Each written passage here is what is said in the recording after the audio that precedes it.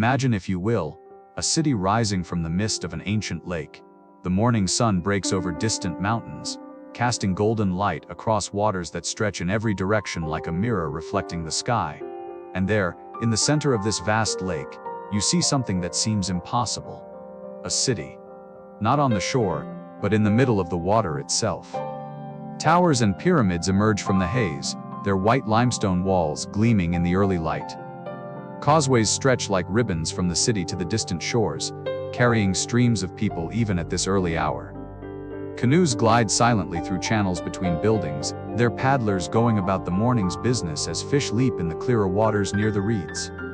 This is Tenochtitlan, the city on the lake, and in the year 1519, when the first Europeans laid eyes upon it, they thought they were dreaming. They had crossed an ocean, marched through jungles, climbed mountains, and now they stood on the edge of a world they could not have imagined in their wildest fantasies.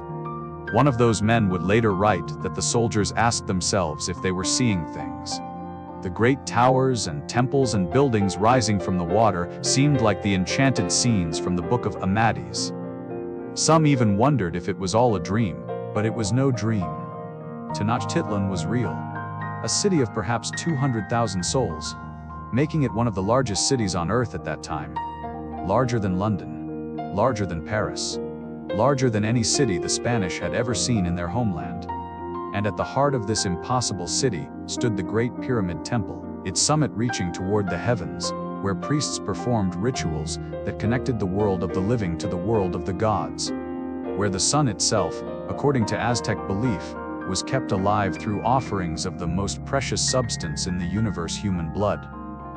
Tonight, we will journey to this extraordinary civilization. We will explore its origins, its rise, its triumphs, and yes, its fall. But we will do so slowly, peacefully, letting the story unfold like the gentle ripples that once spread across the waters of Lake Texcoco. So settle in. Find a comfortable position. Let your breathing slow and deepen, and allow your mind to travel back through the centuries, to a time when the Aztec Empire dominated Mesoamerica, when the eagle warriors and jaguar warriors were the most feared soldiers in their world, and when the city on the lake was the beating heart of an empire. This is the story of the Aztec people. And it begins, as so many great stories do, with a journey. Long before there was an empire, long before there was a city on a lake, the people who would become the Aztecs were wanderers. Nomads. A tribe searching for a home in a world that had no place for them. They called themselves the Mexica, and in their legends, they came from a place called Aztlan. The name itself has a kind of poetry to it. Aztlan, the place of the herons. Some say it was a real location, somewhere to the north and west of where they would eventually settle. Others say it was a mythical homeland, a paradise lost to memory and time. In the old stories, Aztlan was an island in the middle of a lake. The people there lived in peace and plenty, surrounded by reeds where white herons nested and fish were plentiful. It was a good life, a simple life, a life in harmony with the waters and the sky. But something called them away from that paradise. The stories vary in their telling. Some say their god commanded them to leave. Others say they were driven out by conflict or hardship. Whatever the reason, the Mexica gathered their belongings, said goodbye to the only home they had ever known, and began to walk. They walked south. They walked for generations. The grandparents who began the journey would never see its end. Their children would grow old on the road. Their grandchildren would be born walking, knowing nothing of the homeland their elders still remembered in songs and prayers. This was not a simple migration. This was a pilgrimage that lasted perhaps 200 years, from around the year 1100 to the year 1300 of the Common Era. 2 centuries of wandering, 2 centuries of searching for a sign. For you see, the Mexica believed they would know their new home when they found it. Their god, the fearsome Huitzilopochtli, the hummingbird of the south, the god of sun and war, had given them a promise. He had described the sign they should look for: an eagle, perched on a cactus, devouring a serpent. When they found this sign, they would know their journey was over. They would know they had found the place where they were meant to build their home. But that sign was a long time coming. The journey of the Mexica was not a straight line from point A to point B. It was a meandering path through the highlands of what is now central Mexico, with many stops along the way. Sometimes they stayed in one place for years, even decades, before moving on. Sometimes they were welcomed by the peoples they encountered. More often, they were not. The Mexica were, by the standards of the civilizations they passed through, uncivilized. They were rough. They were poor. They wore animal skins while others wore woven cotton. They lived in simple shelters while others built cities of stone. They were outsiders, newcomers, people with no land and no standing. The great civilizations of Mesoamerica had risen and fallen long before the Mexica began their wandering. The Olmec, with their enormous stone heads, had flourished and faded. The magnificent city of Tenochtitlan, with its pyramids of the sun and moon, had been abandoned centuries earlier, left as a mysterious ruin that the Mexica would later visit with awe and wonder. The Maya, far to the south and east, continued their complex dance of city-states, but their classical period had passed. In the Valley of Mexico, where the Mexica would eventually settle, a patchwork of city-states competed for power and resources. The Toltec Empire, which had dominated the region, had collapsed around the year 1100, leaving behind a power vacuum and a cultural legacy that later peoples would claim and revere. Into this complex political landscape came the Mexica, carrying their god on a litter, following their priests who interpreted the divine will, searching always for the eagle, the cactus, the serpent. They passed through mountains and valleys. They crossed rivers and lakes. They encountered peoples who spoke different languages, who worshiped different gods, who looked at these wandering strangers with suspicion and sometimes hostility. The Mexica earned a reputation during these years. They were fierce. They were proud. They were willing to fight for what they needed. And they had unusual religious practices that their neighbors found disturbing. Even at this early stage, the Mexica practiced human sacrifice, offering captives to their demanding god of war. This made them unpopular guests wherever they went. Time and again, they would settle somewhere, try to build a life, and then find themselves driven out by neighbors who had grown tired of their presence. Time and again, they would pack up and move on, still searching for the sign that would tell them their wandering was over. Sometime around the year 1300, the Mexica finally arrived in the Valley of Mexico. This was a high basin surrounded by mountains, located at an elevation of over 7,000 feet. At its heart lay a system of interconnected lakes, the largest of which was Lake Texcoco. The valley was far from empty. Numerous city-states had established themselves around the shores of the lakes, drawing on the abundant resources of the region. The waters teemed with fish, crustaceans, and waterfowl. The fertile lands around the lakes supported agriculture. The mountains provided wood, game, and obsidian for tools and weapons. The political situation was complex and ever-shifting. The most powerful states were constantly vying for dominance, forming alliances and breaking them, waging wars and negotiating peaces. The arrival of the Mexica was, to most of these established powers, an annoyance at best. The newcomers were given permission to settle in various locations, usually marginal lands that no one else wanted. They served as mercenaries for stronger powers, their reputation as fierce warriors making them useful despite their low social standing. They tried to integrate themselves into the political fabric of the valley, making alliances through marriage and service. But they were never quite accepted. They were always the outsiders, the newcomers, the barbarians from the north. And their religious practices continued to disturb their neighbors. One famous incident illustrates the precarious position of the Mexica during this period. They had been granted permission to settle near Culhuacan, one of the more powerful city-states. The ruler of Culhuacan even agreed to give his daughter in marriage to the Mexica, a gesture of alliance and legitimacy. What happened next depends on which version of the story you believe. The Mexica priests, following what they understood to be the commands of their god, sacrificed the princess and flayed her skin, which a priest then wore during a religious ceremony. When the ruler of Culhuacan arrived to attend the celebration of his daughter's wedding, he found instead a priest dancing in her skin. The Mexica were driven out with violence and fury, forced to flee into the marshes of Lake Texcoco. They had nowhere else to go. They were outcasts among outcasts, hiding in the reeds where no one wanted to live. And it was there, in their darkest hour, that they finally found the sign they had been seeking for 200 years. The year was 1325, according to the most commonly accepted dating. Or perhaps 1345, the sources do not agree on the exact date. But the story itself is clear and powerful, one of the great founding myths of any civilization. The Mexica, driven into the swamps, were wandering among the islands and mudflats of the lake, looking for any place they could call their own. The reeds rose tall around them. The water birds called out. The air smelled of mud and growing things. And then one of them looked up and saw it. There, on a rocky island in the middle of the swamp, grew a cactus. It was a nopal, a prickly pear cactus, its flat pads covered with spines, its fruit red and round. And perched on that cactus, its wings spread wide, was an eagle. In its beak and talons, the eagle held a serpent. The eagle, the cactus, the serpent. The sign that Huitzilopochtli had promised them so long ago. The priests fell to their knees. The warriors wept with joy. The elders who had kept the old stories alive through all those years of wandering pointed with trembling fingers at the fulfillment of prophecy. Here, this was the place.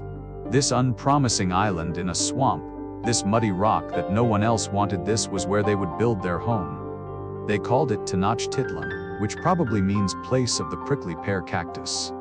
And from this humble beginning, from this refuge of the unwanted, would rise one of the greatest cities the world has ever seen.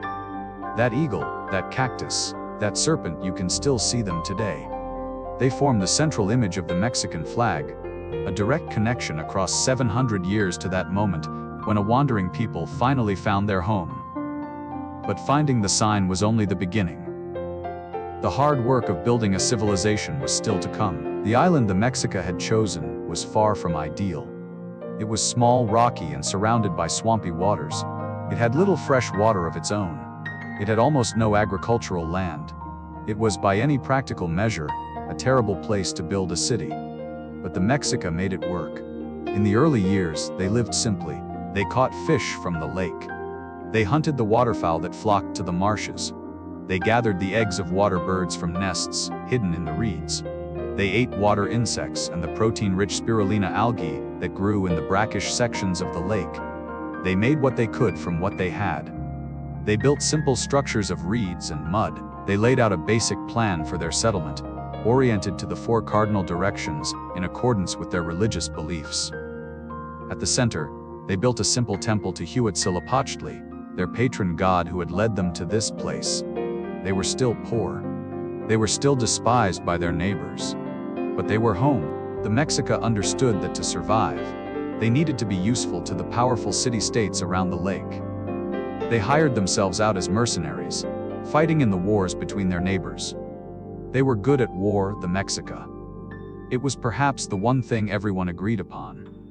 When you needed fierce warriors who would not flinch from blood, you called on the Mexica. Through this military service, they slowly gained standing. They made alliances. They earned tribute. They began to accumulate the resources they would need to transform their island refuge into something more. One of the most important innovations of these early years was the development of chinampas. These were artificial islands, created by piling up layers of vegetation, mud, and lake-bottom sediment in the shallow waters around Tenochtitlan. The Mexica anchored these islands with willow trees, whose roots grew down into the lake bottom, stabilizing the structures. On these chinampas, they could grow crops. The constant moisture from the lake made irrigation unnecessary. The decomposing organic material provided rich fertilizer. Multiple harvests per year were possible. What had been a weakness, the lack of agricultural land, became a strength. As the years passed, the chinampas spread outward from the original island. Tenochtitlan grew, not by expanding onto solid land, but by creating new land in the water. The city literally built itself up from the lake. For roughly a century after their founding, the Mexica of Tenochtitlan remained a relatively minor power in the Valley of Mexico. They were subjects, paying tribute to stronger states, fighting in other people's wars, slowly building their strength. The dominant power during this period was Azcapotzalco, ruled by the Tepanec people. The Tepanec had built an empire around the shores of the lake, and the Mexica were among their tributary peoples. They paid taxes. They provided warriors. They did as they were told.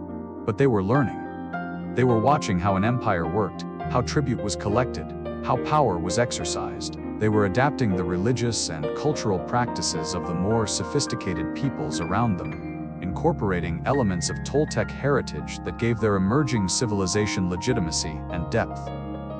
The Mexica adopted the cult of Quetzalcoatl, the feathered serpent god, who was revered throughout Mesoamerica. They claimed connections to the Toltec, those semi-legendary predecessors who were seen as the source of all civilization. They built increasingly impressive temples and developed increasingly elaborate rituals, and they continued to grow their military power. The island location of Tenochtitlan, which had once seemed like a disadvantage, proved to be a tremendous defensive asset. Attack could only come by water, or by the causeways that the Mexica built and could easily destroy or block. The city was nearly impregnable. Meanwhile, a twin city was growing on a nearby island. Tlatelolco had been founded by a breakaway group of Mexica, and for a time, the two cities developed as rivals. Tlatelolco would eventually become famous for its market, one of the largest and most diverse in all of Mesoamerica. The relationship between the two cities would later become one of the defining dynamics of Aztec society. By the early 1400s, Tenochtitlan had grown from a simple refuge to a significant city. Its chinampas spread across the lake waters. Its temples rose higher. Its warriors were respected and feared. The tributary people were ready to become an empire. They just needed the right moment. That moment came in 1428. The ruler of Azcapotzalco, a man named Tezozomoc, had died. He had been a skillful leader who kept his empire together through a combination of force and diplomacy. His death set off a succession crisis. Tezozomoc's son Maxtla took power, but his rule was contested and his methods were brutal. He began eliminating potential rivals, including rulers of tributary states. Among those he assassinated was Chimalpopoca, the ruler of Tenochtitlan. This was the opportunity the Mexica had been waiting for. A new leader emerged in Tenochtitlan, a man named Itzcoatl. He was older, experienced, and he had a clear vision of what needed to happen. The Mexica would throw off their tribute obligations. They would rebel against Azcapotzalco. They would fight for their independence. But Itzcoatl knew the Mexica could not do this alone. They were strong, but Azcapotzalco was stronger. He needed allies. He found them in two other city-states that also chafed under Tepanec dominance: Texcoco, on the eastern shore of the lake, and Tlacopan, on the western shore. Together, these three cities formed what would become known as the Triple Alliance. The war against Azcapotzalco was fierce but relatively brief. In 1428, the combined forces of the Triple Alliance besieged the Tepanec capital. Within a few months, Azcapotzalco fell. Maxtla was killed. The Tepanec Empire was destroyed, and in its place rose something new. The Triple Alliance divided the spoils of victory, with Tenochtitlan claiming the largest share. What had begun as a revolt against oppression quickly became the foundation of a new empire, with the Mexica at its head. This is the true beginning of what we call the Aztec Empire. Not the founding of Tenochtitlan a century earlier, but this moment of transformation, when a tributary people threw off their masters and began to build an empire of their own. Itzcoatl was the architect of the early Aztec Empire, and he understood something that many conquerors have understood throughout history: whoever controls the past controls the future. After the defeat of Azcapotzalco, Itzcoatl ordered the destruction of the old records. The books of the conquered peoples, the histories of the region, even many of the Mexica's own historical records, all were burned. In their place, new histories were written. Histories that emphasized the divine mission of the Mexica. Histories that portrayed the Aztec rise to power as inevitable, fated, blessed by the gods. This was not simply propaganda, though it certainly served that purpose. It was also a religious and philosophical statement. The Aztecs believed that history moved in cycles, that the universe had been created and destroyed multiple times before, and that the current age, the age of the fifth sun, was maintained only through cosmic struggle and sacrifice. By rewriting history, Itzcoatl was placing the Mexica at the center of this cosmic drama. They were not just another people who had happened to win a war. They were the chosen people of Huitzilopochtli, destined to feed the sun with blood and keep the universe in motion. The practical effects of this historical revision were significant. The Mexica noble families saw their status elevated. the warrior class was celebrated and rewarded. A new social order was established, with the Mexica at the top and conquered peoples beneath them. Itzcoatl also oversaw the physical transformation of Tenochtitlan. The great temple at the city's heart was expanded, new buildings were constructed, the causeways were improved. The city began to take on the grandeur that would later astonish the Spanish. When Itzcoatl died in 1440, he left behind a completely transformed society. The wandering, despised Mexica had become the rulers of an expanding empire. The city of Tenochtitlan was becoming a metropolis. And the Aztec way of war, with its emphasis on capturing enemies for sacrifice rather than simply killing them, was being honed into the instrument that would build an empire. The Aztec Empire was never ruled by Tenochtitlan alone. It was, technically, a partnership of three cities: Tenochtitlan, Texcoco, and Tlacopan. This triple alliance would endure for nearly a century, until the Spanish conquest brought it crashing down. In theory, the three cities were equals, working together for mutual benefit. In practice, Tenochtitlan quickly became the dominant partner. The Mexica received the largest share of tribute. Their ruler was the most powerful of the three. Their city was the largest and most impressive. Texcoco, under its famous ruler Nezahualcoyotl, remained influential. Nezahualcoyotl was a poet, philosopher, architect, and lawgiver, as well as a king. He created elaborate gardens, developed a sophisticated legal code, and composed poetry that is still admired today. Texcoco was considered the cultural capital of the Triple Alliance, a place of learning and refinement that balanced the martial emphasis of Tenochtitlan. Tlacopan was the junior partner, receiving only a fifth of the tribute, while Tenochtitlan and Texcoco each received 2/5. But even this smaller share made Tlacopan wealthy and powerful by the standards of most cities in Mesoamerica. The alliance functioned through a combination of cooperation and competition. The three cities conducted joint military campaigns, sharing the costs and the spoils. They maintained separate administrations and internal governance. They supported each other in conflicts with outside powers. But they also competed for prestige, for tribute, for influence over lesser states. The rulers of the three cities were often related by marriage, creating a complex web of family connections that could either strengthen or strain the alliance. This structure, with multiple centers of power working in sometimes uneasy partnership, gave the Aztec Empire a certain resilience. It also created internal tensions that would become significant weaknesses when the empire faced its ultimate test. After the defeat of Azcapotzalco, the Triple Alliance began expanding rapidly.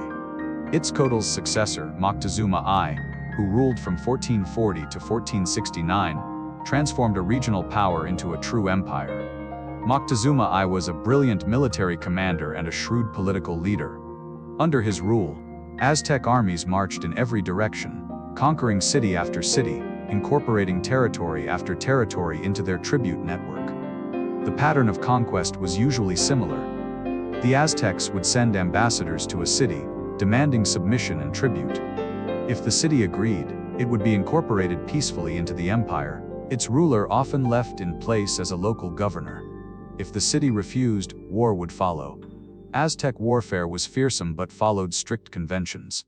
The goal was not to destroy enemy populations, but to capture warriors for sacrifice and to force submission.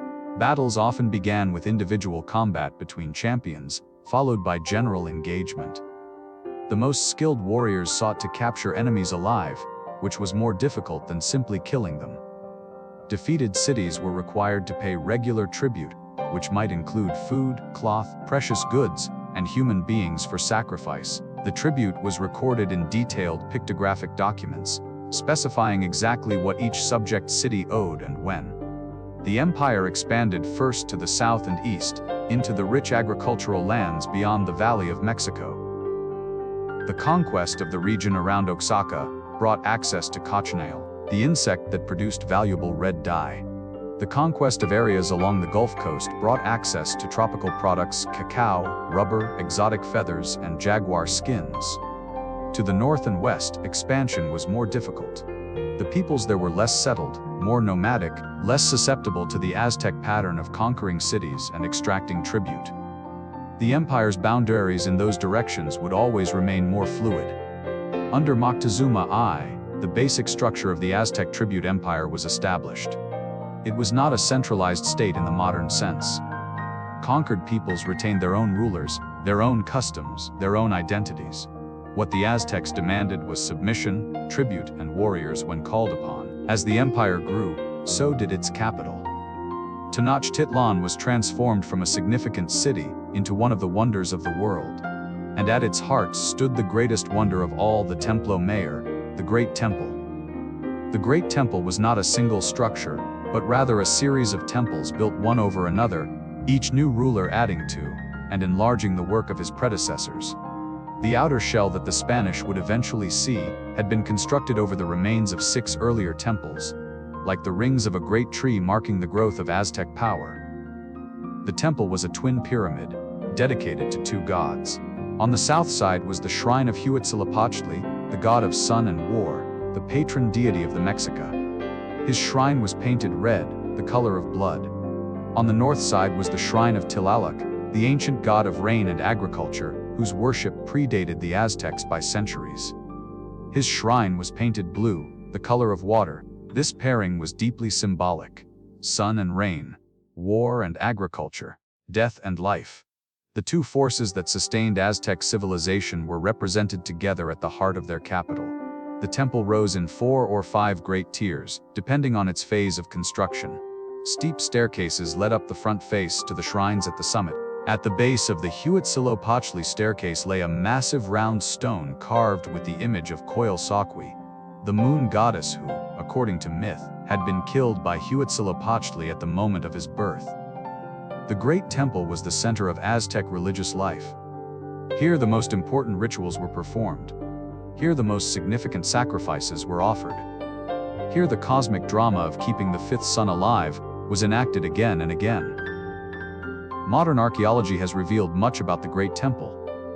It was discovered beneath Mexico City in 1978, when electrical workers accidentally uncovered the Coyolxauhqui stone. Since then, extensive excavations have revealed offerings, sculptures, and architectural details that illuminate Aztec religion and society. To understand the Aztec Empire, you must understand how the Aztecs understood the universe. Theirs was not a stable, secure cosmos. It was a world in perpetual crisis, sustained only through constant effort and sacrifice. According to Aztec mythology, the universe had been created and destroyed 4 times before the current era. 4 previous suns had risen and fallen. 4 previous worlds had come to an end in cataclysms of jaguars, wind, fire, and flood. Each world had been populated by different kinds of beings, none of whom had survived the end of their era. The current world, the era of the 5th sun, had been created at Teotihuacan, the ancient ruined city that the Aztecs revered but had not built. The gods had gathered there in darkness, and 2 of them had thrown themselves into a great fire. From that sacrifice, the sun and moon had been born. But there was a problem. The newborn sun refused to move.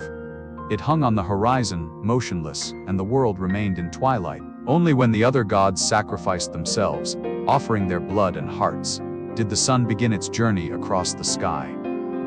This myth established a cosmic principle that shaped Aztec society. The universe runs on sacrifice.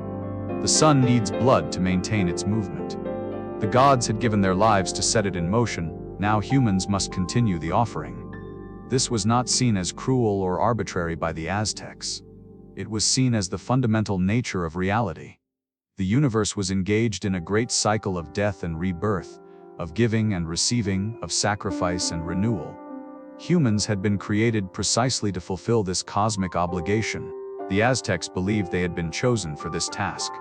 The Mexica, with their patron god Huitzilopochtli, the sun god himself, were responsible for keeping the universe in motion. If they failed, the 5th sun would die as the previous 4 had died. The world would end. Everything would be destroyed. This was the weight of responsibility they carried. This was the logic that drove their empire of sacrifice. Human sacrifice is, understandably, the aspect of Aztec civilization that modern people find most disturbing. It is impossible to discuss the Aztec Empire without addressing it, but it is also important to understand it in context. The practice of human sacrifice was not unique to the Aztecs. It had existed in Mesoamerica for thousands of years before they arrived in the Valley of Mexico. The Olmec, the Maya, the Toltec, and many other peoples had practiced various forms of human sacrifice. What the Aztecs did was take this existing practice and expand it dramatically.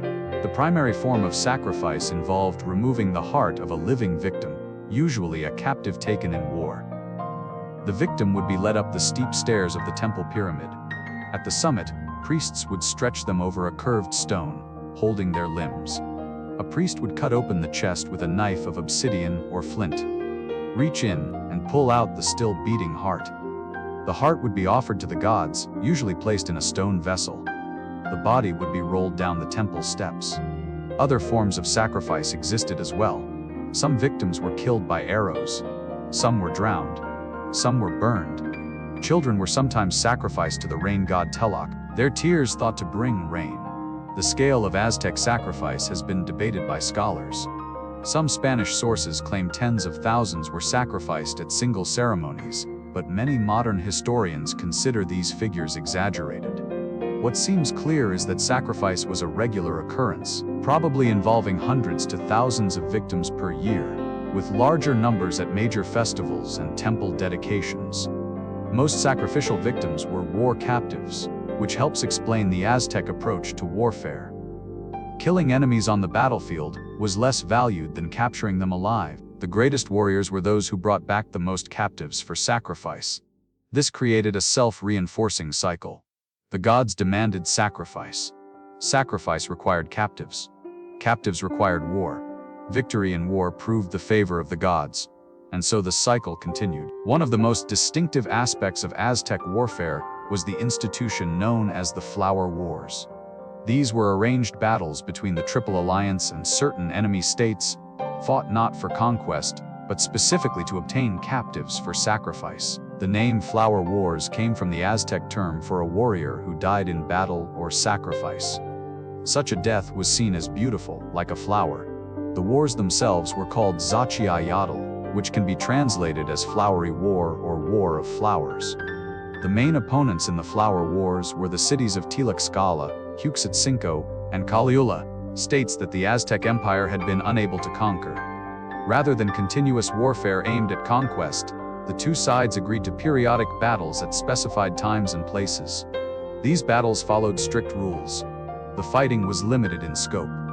The goal was to capture enemy warriors, not to destroy enemy forces. Both sides would gain captives for their own sacrificial needs. After the battle, there would be a period of peace until the next agreed-upon engagement. This practice seems strange to modern eyes, almost like a sport rather than warfare. But it served multiple purposes. It provided a steady supply of sacrificial victims. It allowed warriors to gain honor and advancement by capturing prestigious enemies. It maintained military readiness without the costs and destruction of constant war. The Flower Wars also had political implications.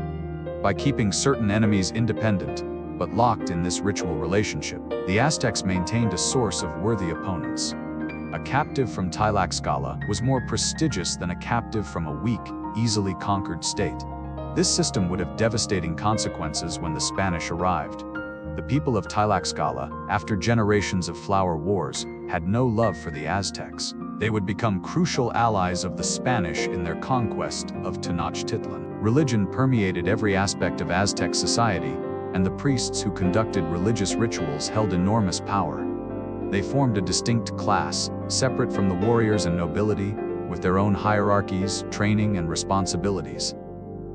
Young men destined for the priesthood began their training early. They attended the Comicac, the elite school that also trained nobles and future leaders. There they learned to read and write the pictographic system the Aztecs used for record keeping. They memorized the ancient hymns and rituals. They studied the calendar, astronomy, and divination. They practiced the extreme asceticism that was expected of priests. Aztec priests were known for their appearance. They wore their hair long and matted with blood from self-sacrifice rituals. They blackened their skin with soot. They smelled of decay from constant contact with sacrificial blood. They were frightening figures, set apart from ordinary society by their proximity to the sacred. The priests maintained a complex ceremonial calendar. The Aztec year was divided into 18 months of 20 days each, plus 5 unlucky days at the end. Each month had its own festivals, rituals, and required sacrifices. Some months honored agricultural gods with offerings of flowers and food. Others honored war gods with combat and sacrifice. The priests ensured that every god received proper attention at the proper time. Beyond the regular calendar, priests were responsible for divination. They read omens in everything: the flight of birds, the appearance of comets, the birth of unusual animals. When major decisions had to be made, whether to go to war, when to plant crops, whom to marry, the priests were consulted. Their interpretations could shape the course of history. At the top of the priestly hierarchy were 2 high priests, one for each of the shrines at the Great Temple. The high priest of Huitzilopochtli and the high priest of Tlaloc were among the most powerful individuals in the empire, answering only to the emperor himself. If the priests maintained the spiritual connection between the Aztec people and their gods, the warriors maintained the physical empire and provided the victims that kept the cosmic machinery running. The warrior class was central to Aztec society, and military achievement was the primary path to social advancement. All Aztec men received basic military training and were expected to fight when called upon. But the true warriors, the ones who made war their profession and identity, were something more. They were organized into military orders, the most prestigious of which were the Eagle Warriors and the Jaguar Warriors. The Eagle Warriors wore costumes designed to resemble eagles, with feathered helmets that covered their heads and beaks that projected over their faces. They were associated with the sun, which the Aztecs sometimes depicted as an eagle. The Jaguar Warriors wore costumes of jaguar skins, with the animal's head serving as a helmet. They were associated with Tezcatlipoca, the god of night and magic. Entry into these elite orders required proven achievement in battle. A warrior who captured his first enemy was marked with a different hairstyle and allowed to wear certain ornaments. Additional captures brought additional honors, better clothing, better weapons, higher status. The greatest warriors, those who had captured many enemies, were given positions of leadership and wealth. The warrior path was the main route for commoners to advance in Aztec society. A man born to a farming family could, through bravery and skill in battle, rise to nobility. He could wear cotton instead of Megi fiber. He could drink chocolate, otherwise reserved for the elite. He could own land and slaves. He could join the emperor's council. This created a society where military achievement was intensely valued. Boys were raised from infancy to be warriors. Their umbilical cords were buried with miniature weapons. Their early education emphasized combat skills. The greatest honor was to capture enemies for sacrifice or to die in battle oneself. A warrior who died in battle was promised a glorious afterlife. He would accompany the sun on its journey across the sky, transformed into a hummingbird or butterfly, enjoying eternal bliss. This belief made death in battle not something to be feared, but something to be welcomed, even sought. While priests prayed and warriors fought, the majority of the population lived more ordinary lives. Let us spend some time imagining daily life in Tenochtitlan at the height of its glory, in the years before the Spanish arrival. The day began early, before sunrise. In a modest house of adobe brick, a family stirs. The father, a craftsman who makes obsidian tools, rises from his red mat. His wife is already awake, kneeling before the small hearth, coaxing last night's coals back to life. Their children, 2 boys and a girl, sleep for a few more precious moments. The house is small by modern standards, perhaps 2 or 3 rooms, but it is comfortable. The walls are plastered smooth and painted white. The floor is packed earth, covered with woven mats. There are a few simple furnishings: storage baskets, ceramic pots, wooden chests containing the family's clothing and valuables. The wife begins to prepare the morning meal. She takes dried maize kernels that have been soaking overnight in lime water, a process that makes the corn more nutritious and easier to grind. She kneels before the mereta, a curved stone grinding platform, and uses a cylindrical stone called a mano to grind the kernels into dough. This is hard work, and she will spend hours each day at this task. From the dough, she shapes tortillas, patting them between her palms in a practiced rhythm. She places them on a clay griddle over the fire. The smell of toasting corn fills the small house. The father goes outside to wash. Water is precious in Tenochtitlan. Most fresh water must be brought from the mainland by aqueduct. But the family has a small cistern that collects rainwater, and there is always the lake, though that water is too salty for drinking. The children wake and are dressed in simple clothing, a loincloth for the boys, a simple blouse and skirt for the girl. After the morning meal, which might include tortillas, beans, and chili, the children head off to school. This is one of the remarkable features of Aztec society. Education was compulsory for all children, boys and girls alike. The Aztec education system was remarkably comprehensive for its time.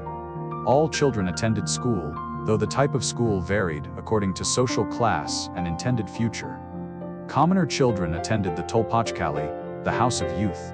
Here boys learned history, religion, proper conduct, and basic military skills. They trained with weapons, practiced formations, and prepared for the day when they would be called to serve in the army. Girls learned domestic skills, cooking, weaving, childcare. But they also learned history and religion, and were taught to sing and dance for religious ceremonies. Noble children and those destined for the priesthood attended the Kamikak, a more rigorous institution. Here the curriculum included reading and writing, the pictographic system, advanced religious knowledge, astronomy, calendrical calculations, and rhetoric. The discipline was severe. Students slept little, ate little, and endured frequent penance and self-sacrifice. Education was not gentle. Children were punished harshly for misbehavior. They might be pricked with maguey spines, held over a fire of burning chilies until they choked on the smoke, or bound and left outside overnight. This may seem cruel, but the Aztecs believed that children needed to be toughened for the hard world they would enter. Despite this severity, there was also tenderness in Aztec childhood. Parents were instructed to love and protect their children. Aztec poetry speaks of the preciousness of children, who are compared to jade and feathers, the most valuable substances known. The goal of harsh discipline was not cruelty, but preparation for lives that would demand strength and endurance. At around age 15, boys would begin their military service. They would accompany experienced warriors on campaign, serving as porters and observers before they were deemed ready to fight themselves. A young man's first capture of an enemy in battle was a crucial milestone, marking his transition from youth to full adult status. Let us follow our craftsman father as he takes his wares to sell at the great market. He has spent weeks preparing a collection of obsidian blades, scrapers, and arrowheads, all carefully shaped and polished. Now he loads them into a basket and makes his way toward Tenochtitlan. Tenochtitlan and Tenochtitlan, though originally separate cities, had grown together over the decades. Tenochtitlan had been conquered by Tenochtitlan in 1473 and incorporated as a subordinate district. But it retained its famous market, which had been operating for generations. The market of Tenochtitlan was one of the largest in the world at that time. Spanish observers would later estimate that 60,000 people gathered there on major market days. Every kind of product available in Mesoamerica could be found for sale: food, clothing, tools, jewelry, slaves, animals, medicines, building materials, and much more. Our craftsman finds his usual spot in the section, reserved for sellers of obsidian goods. He spreads out his wares on a cloth and waits for customers. Nearby, other craftsmen sell similar products. The competition is fierce but governed by strict rules. Prices are watched by market judges who patrol the aisles, settling disputes and ensuring fair dealing. The market operates without money as we understand it. Instead, goods are exchanged through barter or using standard units of value. Cacao beans serve as small currency, with specific numbers of beans equaling specific values. For larger transactions, cotton cloaks called quachli serve as a medium of exchange. A commoner might earn about 1 quachli per month. A slave might cost around 30. The variety of goods is astonishing. Here are women selling tomatoes, chilies, and squash from the chinampas. There are men offering live turkeys, their legs bound so they cannot escape. Beyond them, merchants display tropical feathers, the brilliant green of the quetzal, the red of the macaw, the yellow of the oriole. These feathers, brought from distant rainforests, are worth more than gold. Other sections offer gold and silver jewelry, carved jade ornaments, rubber balls for the ritual ball game, paper made from bark for the priest's books, tobacco for smoking, and countless other products. In one corner, slaves sit quietly, waiting to be sold. They are relatively well treated, for now Aztec slavery was not the brutal chattel slavery of other societies, and a slave might eventually buy their freedom. The Aztec diet was based on the three sisters of Mesoamerican agriculture: maize, beans, and squash. These three crops, grown together in the same field, provided a balanced diet that had sustained Mexican peoples for thousands of years. Maize was the foundation of everything. It was ground into dough for tortillas and tamales. It was made into porridge and drinks. It was even the substance from which the gods had fashioned human beings, according to Aztec mythology. No meal was complete without maize in some form. Beans provided protein and could be prepared in many ways: boiled, mashed, fried, added to stews. They complemented the amino acids in corn to form a complete protein, allowing the Aztecs to thrive without much meat in their diet. Squash, including pumpkins and various other varieties, provided vitamins and calories. The flesh was eaten fresh or dried. The seeds were roasted and eaten as snacks or ground into sauces. Even the flowers were edible. Beyond these staples, the Aztec diet included tomatoes, chilies, avocados, prickly pear, cactus, fruit and pads, various greens, and amaranth. Amaranth seeds were particularly important. They could be popped like popcorn or ground into flour. The plant was so valuable that it was collected as tribute from conquered peoples. Protein came from several sources. Lake Texcoco provided fish, aquatic salamanders called axolotl, algae, water insects, and their eggs. Turkeys and dogs were raised for meat. Wild game, including deer and rabbit, supplemented the diet, but meat was not abundant. Most people ate it only occasionally, at feasts and festivals. The most prestigious food was chocolate, made from cacao beans brought from the tropical lowlands. Chocolate was prepared as a drink, beaten until frothy and flavored with vanilla, chili, or honey. It was reserved for the elite. Commoners were generally forbidden from drinking it. Cacao beans were so valuable that they served as currency. Aztec cuisine was sophisticated and varied. Sauces called moles combined ground chiles, tomatoes, and other ingredients into complex flavor profiles. Tamales could be filled with meat, beans, chiles, or fruit. Stews combined available ingredients in endless variations. The Spanish conquerors, accustomed to the relatively bland food of Renaissance Europe, were impressed by the variety and flavor of Aztec cooking. As the sun sets over Tenochtitlan, painting the waters of Lake Texcoco in shades of orange and gold, we pause to reflect on what we have learned. We have traced the journey of the Mexica people from their mythical homeland of Aztlan to the swampy island where they found the sign promised by their god, the eagle, the cactus, the serpent. We have watched them transform from despised wanderers into the masters of an empire. We have seen how they threw off the yoke of Azcapotzalco and formed the Triple Alliance that would dominate Mesoamerica for nearly a century. We have begun to understand their cosmic worldview, in which the universe itself depends on the offering of human blood. We have glimpsed daily life in their great capital, the craftsmen going to market, the children going to school, the wife grinding corn in the early morning light. We have seen the market of Tlatelolco, where 60,000 people gathered to buy and sell everything the Aztec world had to offer. But there is much more to explore. In the sections that follow, we will examine the structure of Aztec society in greater detail. We will meet the emperors who built the empire to its greatest extent. We will explore the religious beliefs and rituals that shaped every aspect of Aztec life.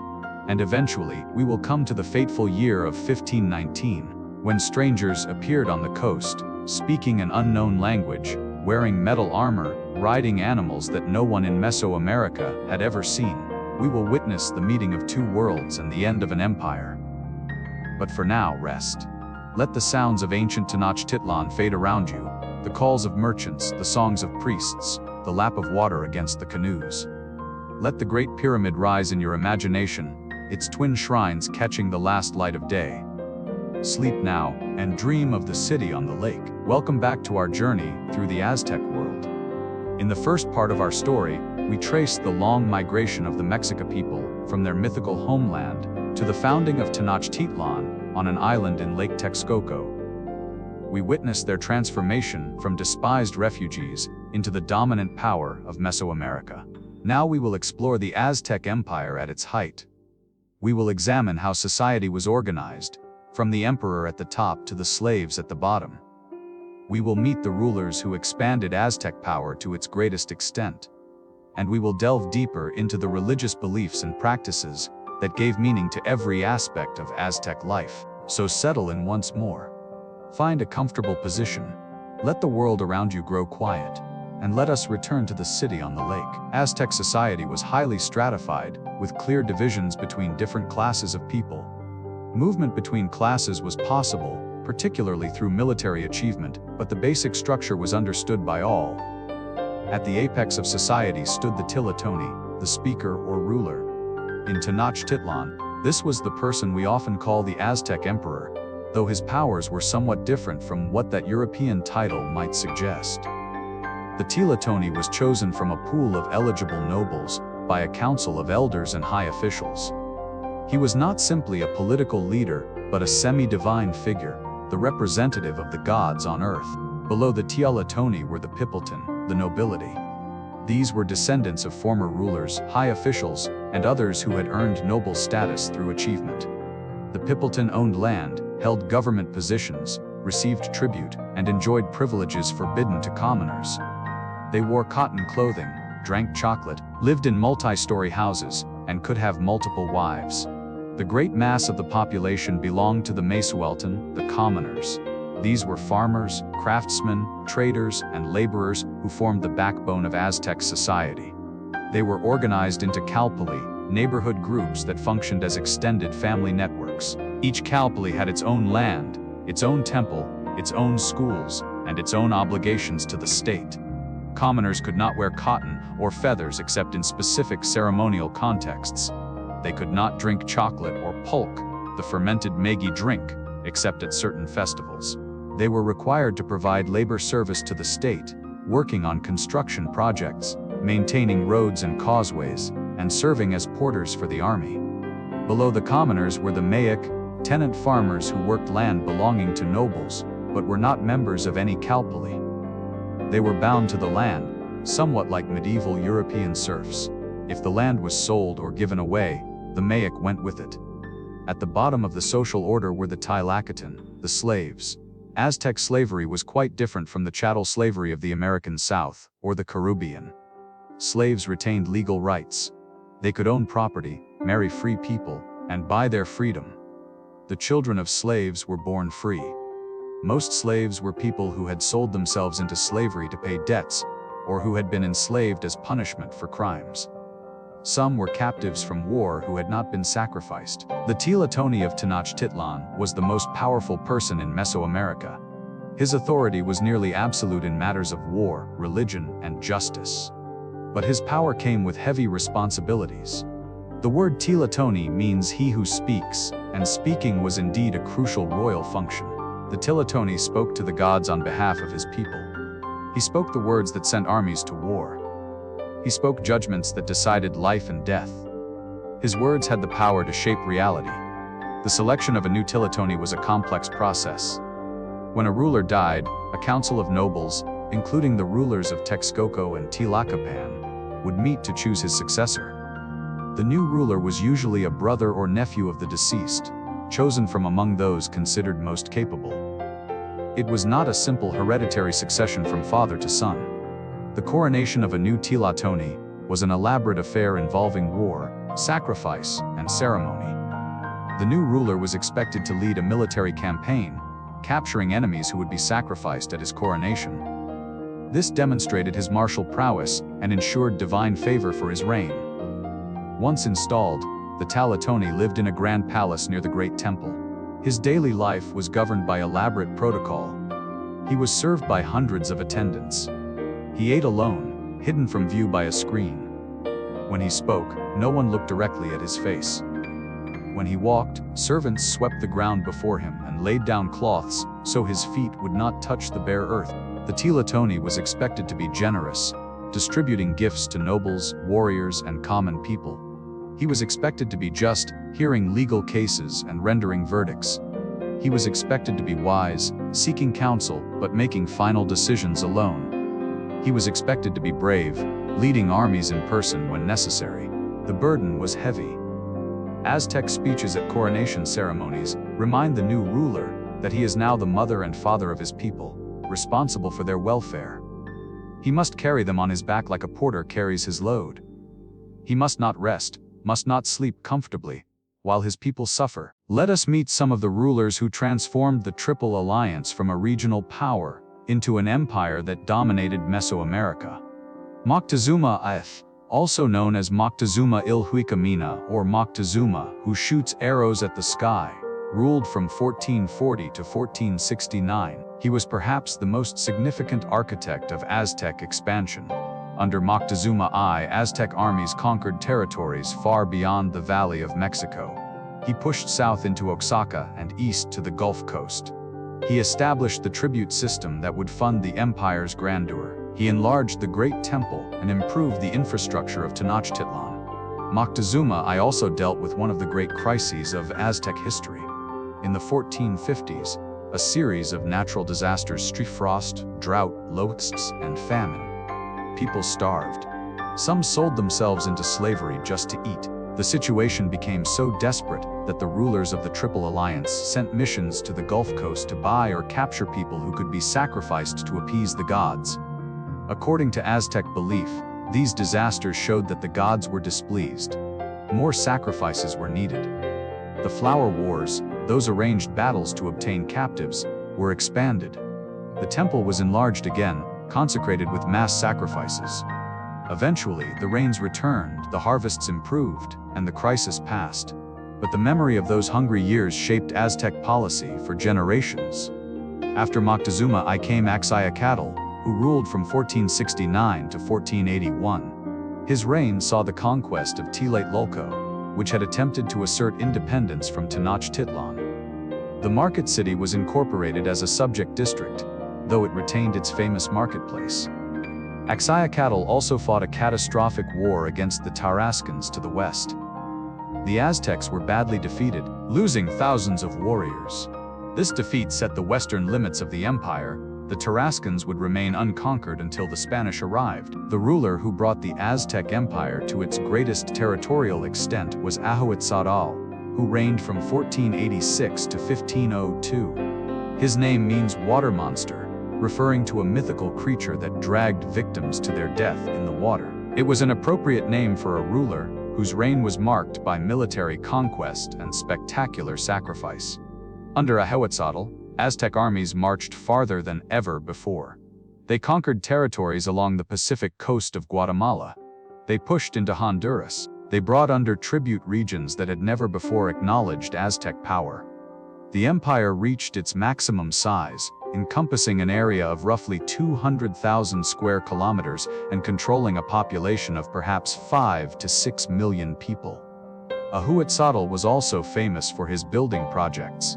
He expanded the Great Temple once again, and its rededication in 1487 was the occasion for the most notorious mass sacrifice in Aztec history. According to the sources, the ceremony lasted 4 days. Captives from recent conquests were lined up in 4 lines, stretching the length of the causeway from the mainland. Priests worked in shifts, unable to continue after hours of cutting out hearts. The numbers given by Spanish sources are almost certainly exaggerated, with some claiming 80,000 sacrifices. Modern scholars suggest the actual number was probably in the thousands to tens of thousands, still an enormous scale. Whatever the exact figure, the message was clear. The Aztec Empire was at the height of its power. Its god demanded blood, and the empire could provide it. Enemies should submit, or they would feed the sun. Ahuetzotl also improved the infrastructure of Tenochtitlan. He built a new aqueduct to bring fresh water from springs on the mainland. Unfortunately, the aqueduct was poorly designed and contributed to a catastrophic flood that damaged much of the city. Ahuetzotl reportedly struck his head during the crisis, an injury from which he eventually died. The last independent ruler of Tenochtitlan was Moctezuma II, also known as Moctezuma Xocoyotzin or Moctezuma the Younger. He came to power in 1502 and would reign until 1520, when the Spanish conquest overturned the Aztec world. Moctezuma II was a complex figure, and our understanding of him is complicated by the fact that almost everything we know comes from Spanish sources or from native sources compiled after the conquest. He has been portrayed as weak, indecisive, superstitious, even cowardly. But these characterizations may say more about Spanish propaganda than historical reality.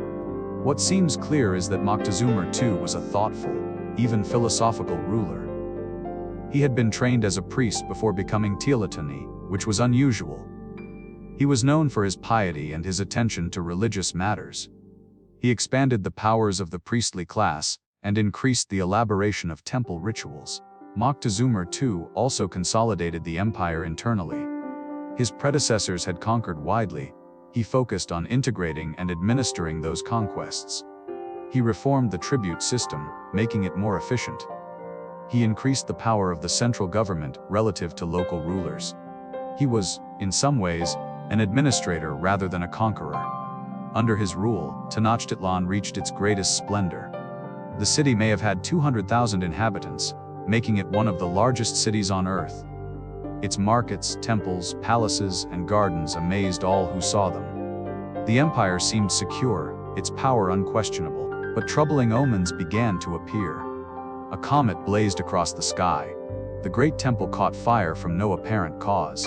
Lake Texcoco boiled and flooded without explanation. Strange messengers brought news of mountains floating on the sea off the eastern coast. The Aztec world was about to change forever. The Aztec Empire was, fundamentally, a tribute empire. Subject peoples were not directly ruled from Tenochtitlan, but were required to pay regular tribute and to acknowledge Aztec supremacy. This system shaped everything from economics to warfare.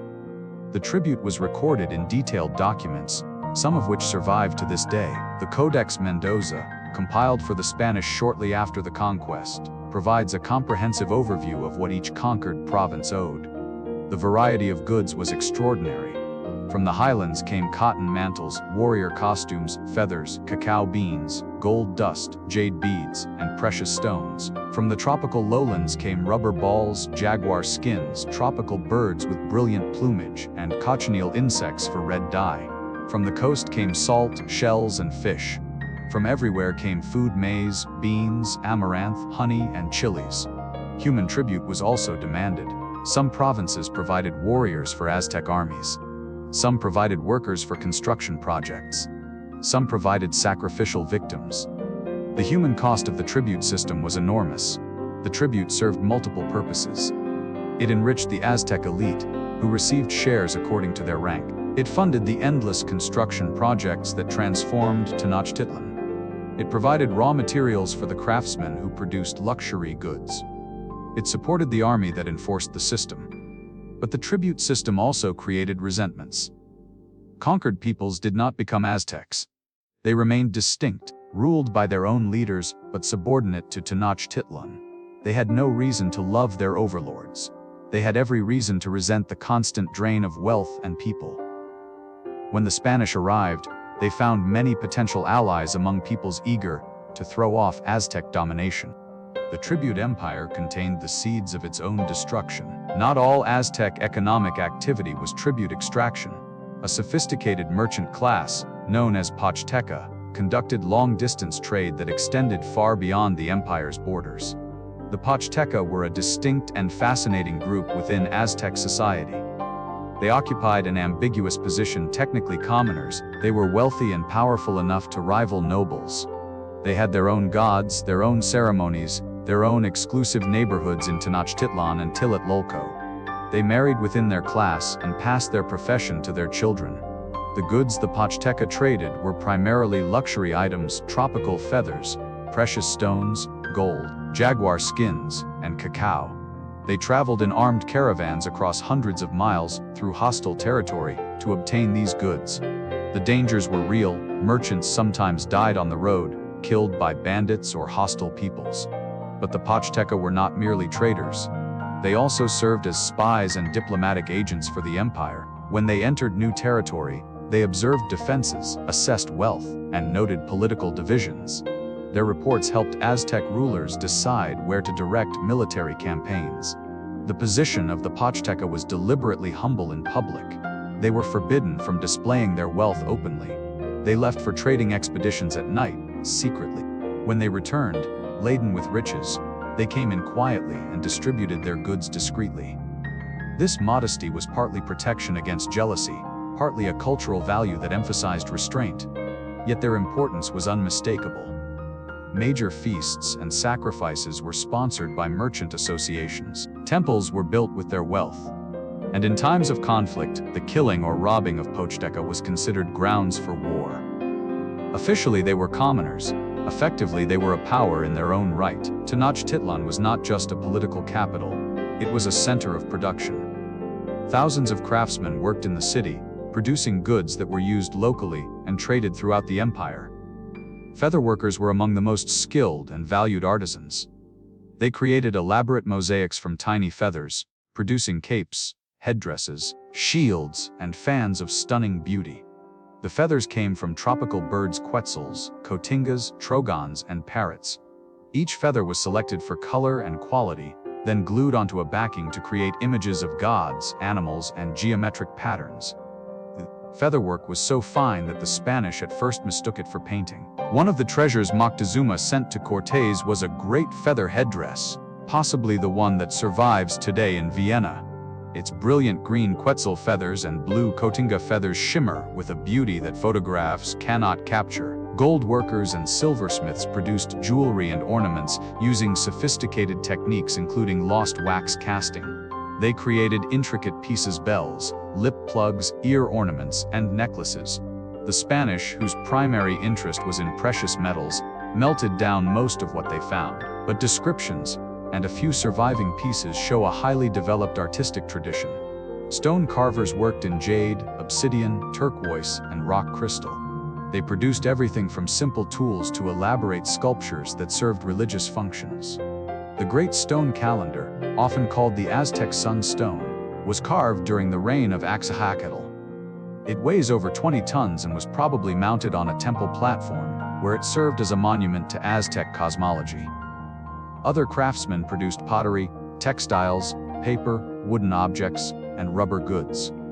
The production was organized into specialized neighborhoods, with particular crafts concentrated in particular areas. There were streets of featherworkers, neighborhoods of goldsmiths, quarters devoted to particular trades. Aztec society was patriarchal, with men holding most formal positions of power. But women played essential roles and had more rights than women in many contemporary societies. The most fundamental role of women was motherhood.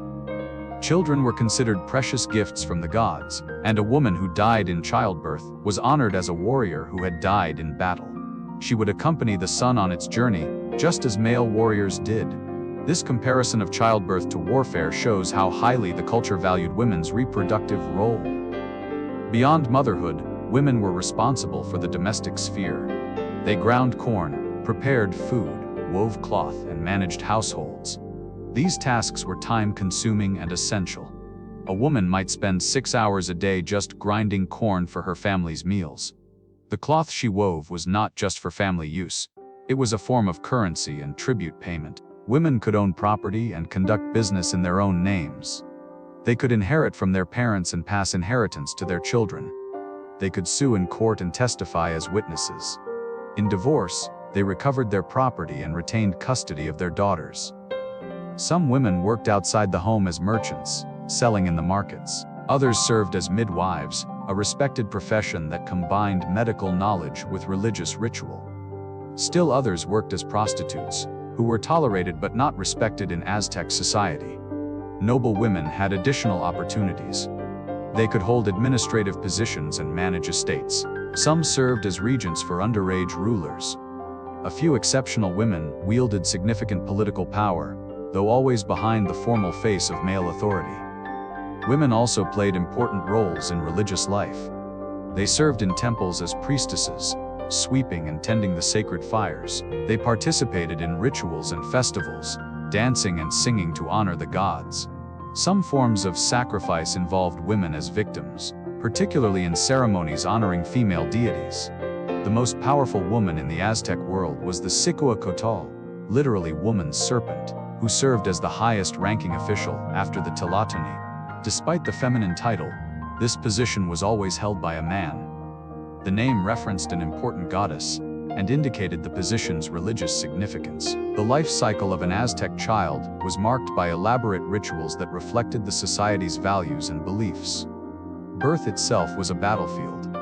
The midwife who assisted would cry out warrior cries when the baby emerged, celebrating the mother's victory.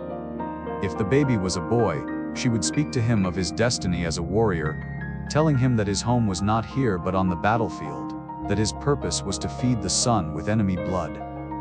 If the baby was a girl, she would speak of her destiny in the home, telling her that she was to be the heart of the house. The umbilical cord was saved and disposed of symbolically. A boy's cord was buried on a battlefield, linking him to his warrior destiny. A girl's cord was buried by the hearth, connecting her to the domestic sphere. These rituals encoded gender roles from the very moment of birth. Naming occurred on a day chosen through divination. The date of birth carried significance. Some days were lucky, others unlucky, and the day sign influenced what kind of life the child might have. A name might be given that connected to the day sign, or to some other auspicious association. Early childhood was relatively indulgent. Parents were advised to be affectionate with young children, to treat them with love and gentleness. Discipline became stricter as children grew older. By age 4 or 5, children began learning tasks appropriate to their gender, boys helping their fathers, girls helping their mothers. Formal education began at adolescence. As mentioned earlier, all children attended school, commoners at the Tolpachkali, nobles and future priests at the Kamakak. Education was rigorous and included physical punishment for misbehavior. The transition to adulthood was not marked by a single ceremony, but by a series of milestones. For boys, the crucial transition was the first capture of an enemy in battle, which transformed them from students to warriors. For girls, the transition came with marriage, which typically occurred in the mid to late teens. Marriage was taken seriously in Aztec society and was surrounded by elaborate customs and rituals. Marriages were typically arranged by families, though the wishes of the young people involved were supposed to be considered. Negotiations between families might take some time, with go-betweens carrying proposals back and forth. The bride's family might reject initial proposals, as was customary, before eventually agreeing. Divination played a role in determining whether a proposed match was auspicious. Priests would consult the calendar to see if the day signs of the couple were compatible. An inauspicious match might be reconsidered or adjusted with additional rituals. The wedding ceremony itself was rich in symbolism. The bride was bathed and dressed in special clothing. Her face was painted with red color. She was carried on the back of an elderly woman to the groom's house, preceded by torchbearers. At the groom's house, the couple sat on a mat before the fire. Their cloaks were tied together, symbolizing their union. They fed each other tamales, taking food from each other's hands. Elders gave speeches offering advice and blessings. After the ceremony, the couple retired to a room where they would spend 4 days in prayer and fasting before consummating the marriage. This period was considered sacred, a time for establishing the spiritual foundation of the union. Noble men could have multiple wives, with one designated as the principal wife whose children would have inheritance rights. Commoners typically had only one wife, though taking a second was not forbidden if the man could support her. Divorce was permitted and relatively common. Either spouse could initiate divorce. The grounds included sterility, abandonment, abuse, and neglect. Upon divorce, property was divided, and children went with the parent of their sex, sons with the father, daughters with the mother. The Aztecs had complex beliefs about death and what followed it. Unlike many religions that promise different fates based on moral behavior, the Aztec afterlife depended primarily on how one died.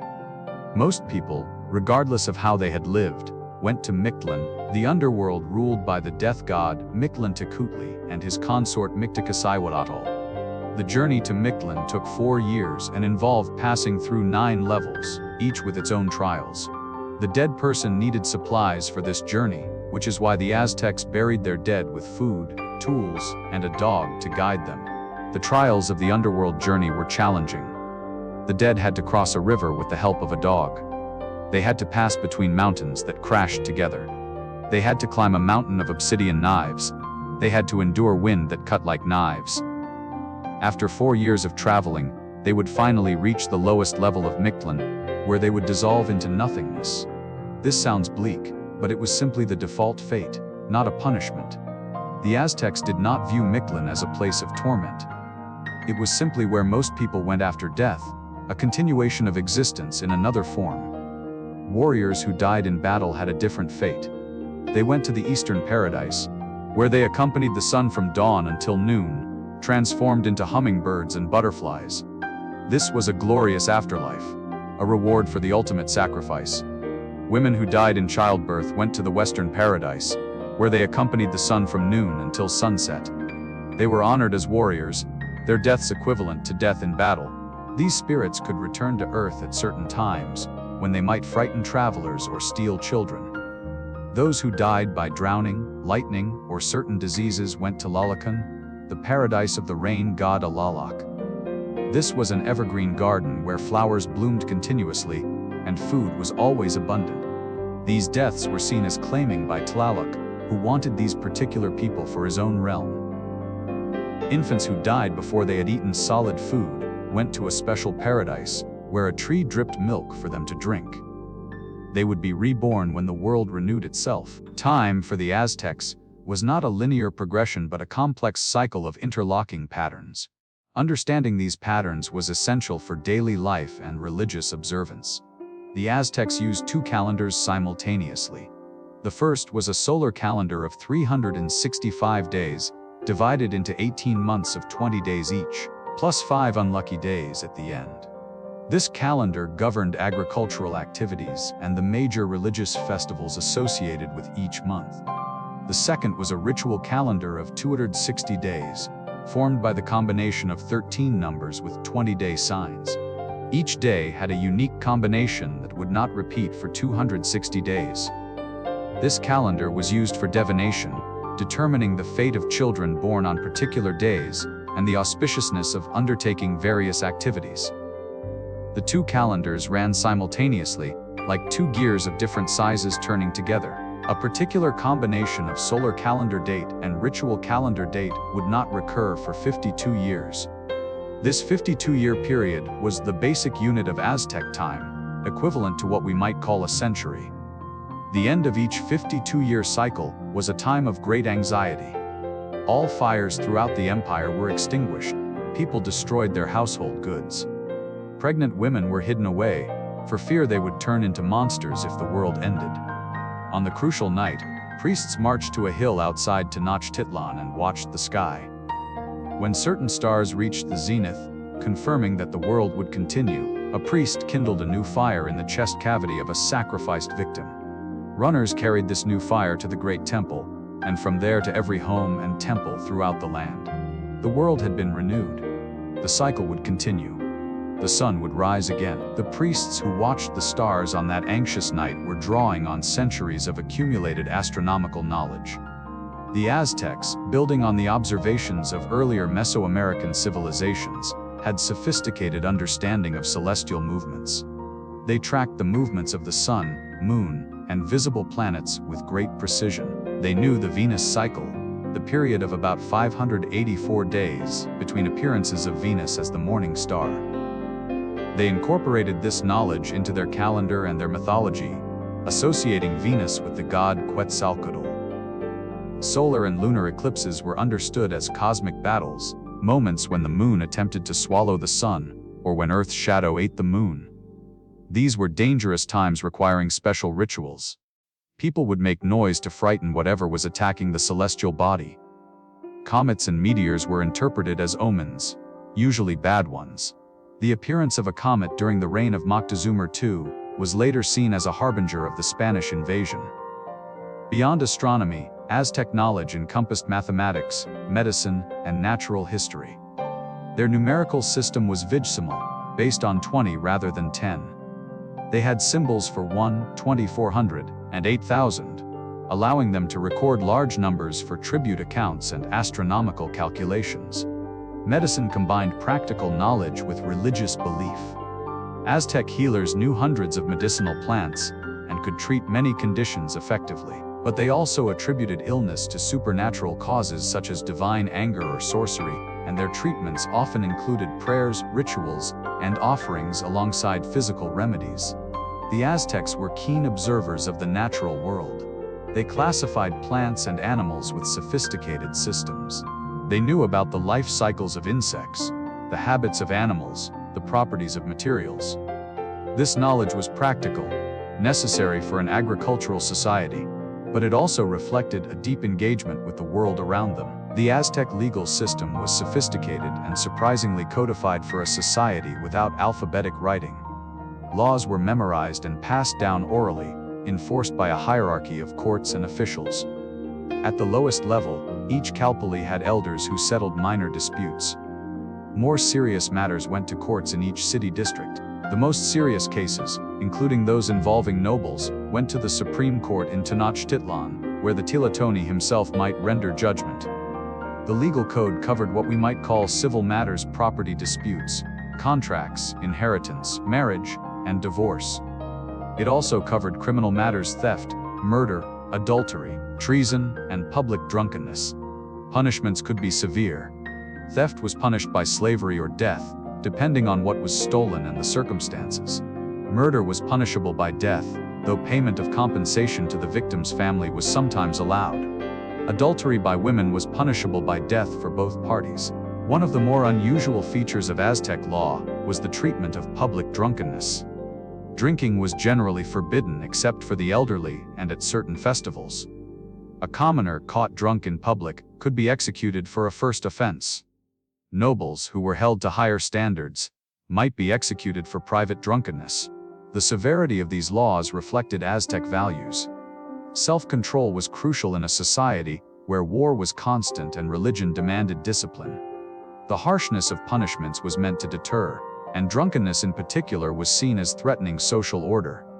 Judges were expected to be incorruptible. They were well paid to reduce the temptation of bribery. Those who took bribes or rendered unjust verdicts could be executed.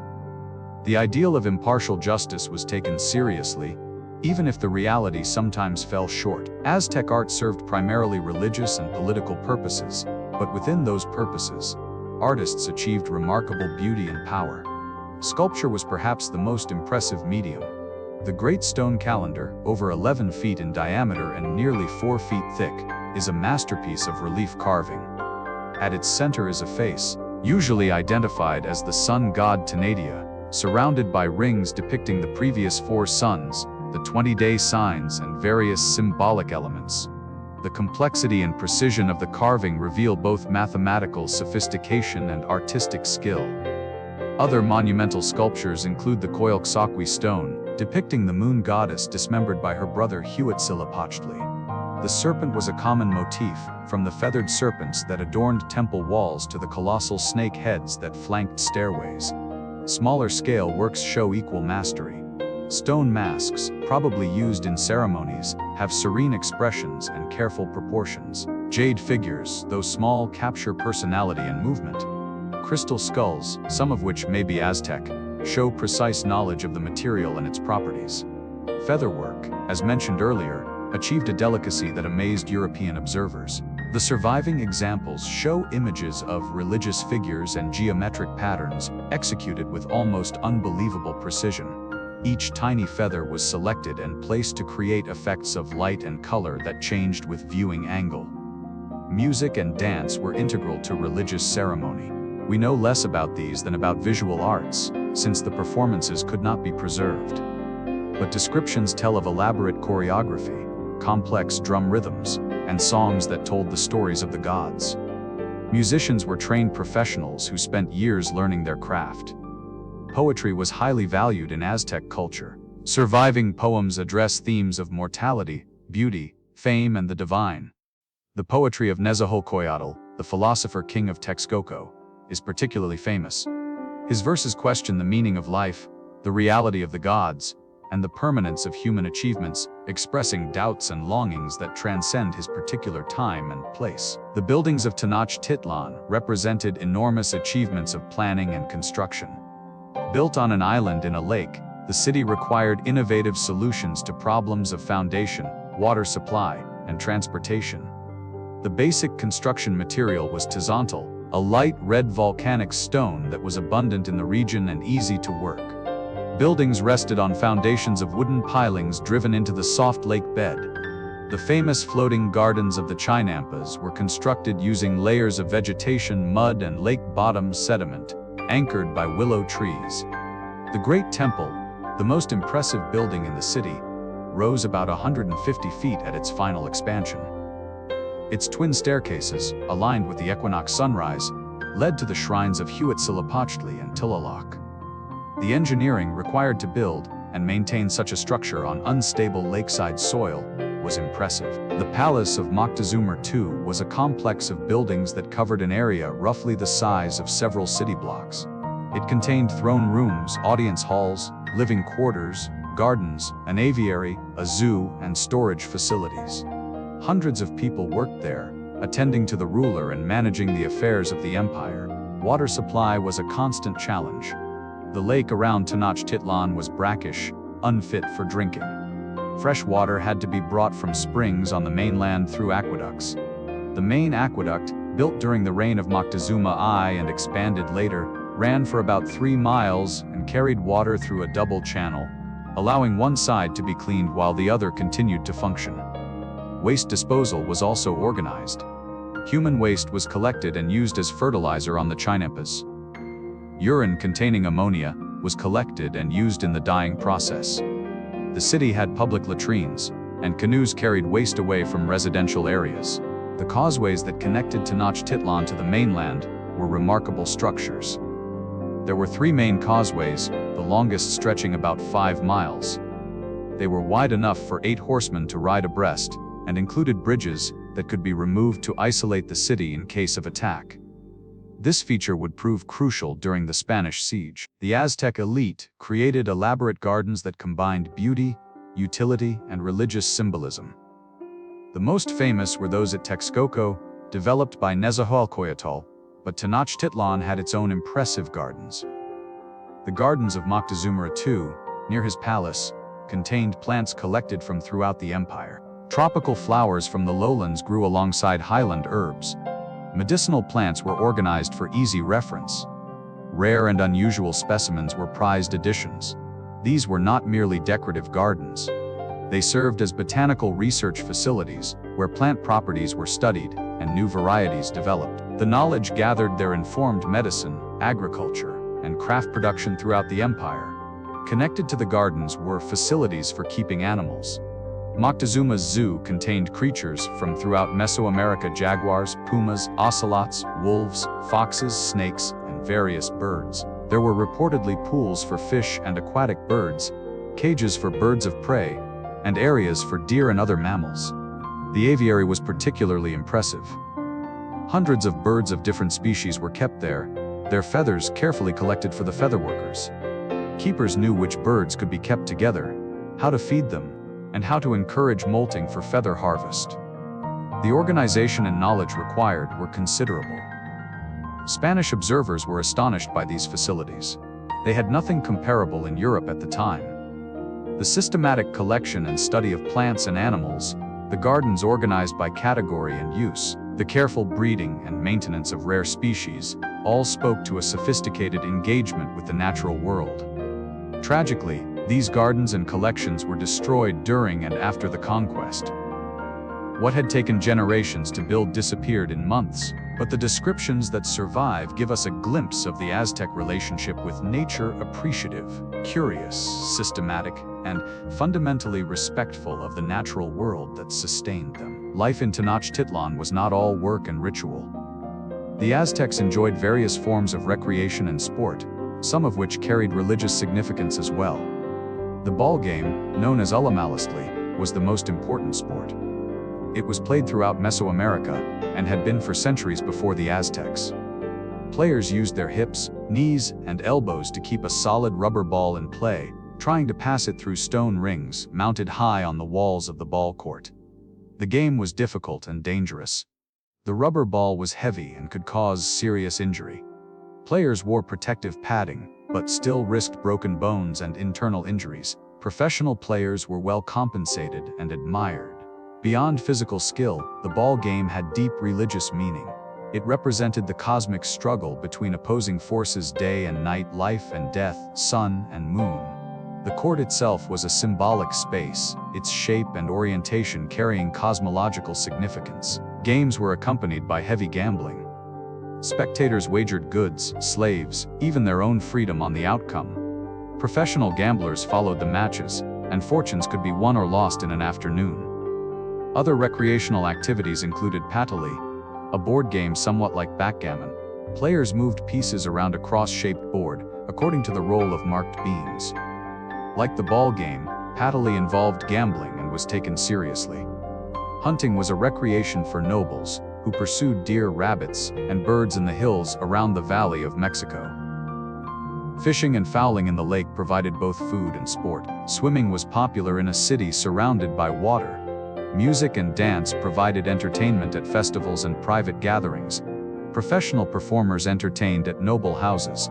Poetry was composed, performed, and appreciated. The image of Aztec life as solely grim and blood-soaked misses the full picture of a society that, like all societies, found ways to enjoy life as well. As we close this second part of our journey, the Aztec Empire stands at its greatest extent and power. Tenochtitlan is one of the largest and most impressive cities on Earth. The tribute flows in from hundreds of subject peoples. The great temple rises higher than ever before, its twin shrines gleaming in the sun. Moctezuma Ca rules from his great palace, attended by hundreds of servants, advised by councils of nobles and priests, feared by all who might challenge Aztec power. The empire seems eternal, as permanent as the mountains that ring the valley. But omens have appeared. A comet blazed across the sky. The lake rose without rain. Strange reports come from the coast, of floating houses carrying beings who cover their skin with metal. We know what the Aztecs could not know, that their world is about to change forever. The year 1519 approaches, when ships from across the ocean will land on the shores of Mexico, when a handful of strangers will set in motion events that will destroy an empire and transform a continent. But that story waits for our next section. For now, rest with the image of Tenochtitlan in its glory, the white city on the blue lake, the pyramids catching the last light of evening, the smoke of incense rising from 1,000 temples. Sleep well and dream of the city on the lake. In our journey so far, we have traced the origins of the Aztec people and their rise to imperial power. We have explored the structure of their society and the splendor of their capital. Now we turn to the beliefs that gave meaning to everything the Aztecs did: their religion. Aztec religion was not a separate sphere of life, something practiced on certain days in certain places. It permeated everything. It shaped the calendar, the economy, the social structure, the architecture, the warfare. Every action had religious dimensions.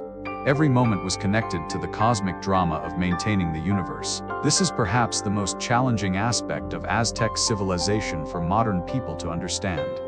The blood sacrifice, the hearts offered to the sun, the skulls displayed on racks, these practices disturb and fascinate us. We want to understand them, even as we recoil from them. So let us approach this topic with openness and curiosity.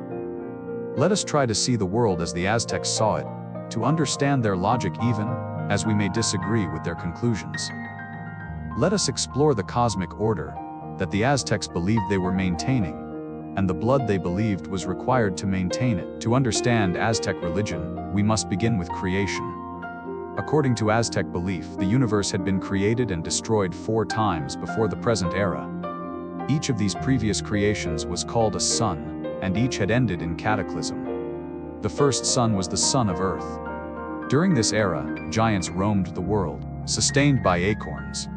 But the god Tezcatlipoca, who ruled this sun, was attacked and cast down by his rival Quetzalcoatl. In revenge, Tezcatlipoca turned into a jaguar and destroyed the world.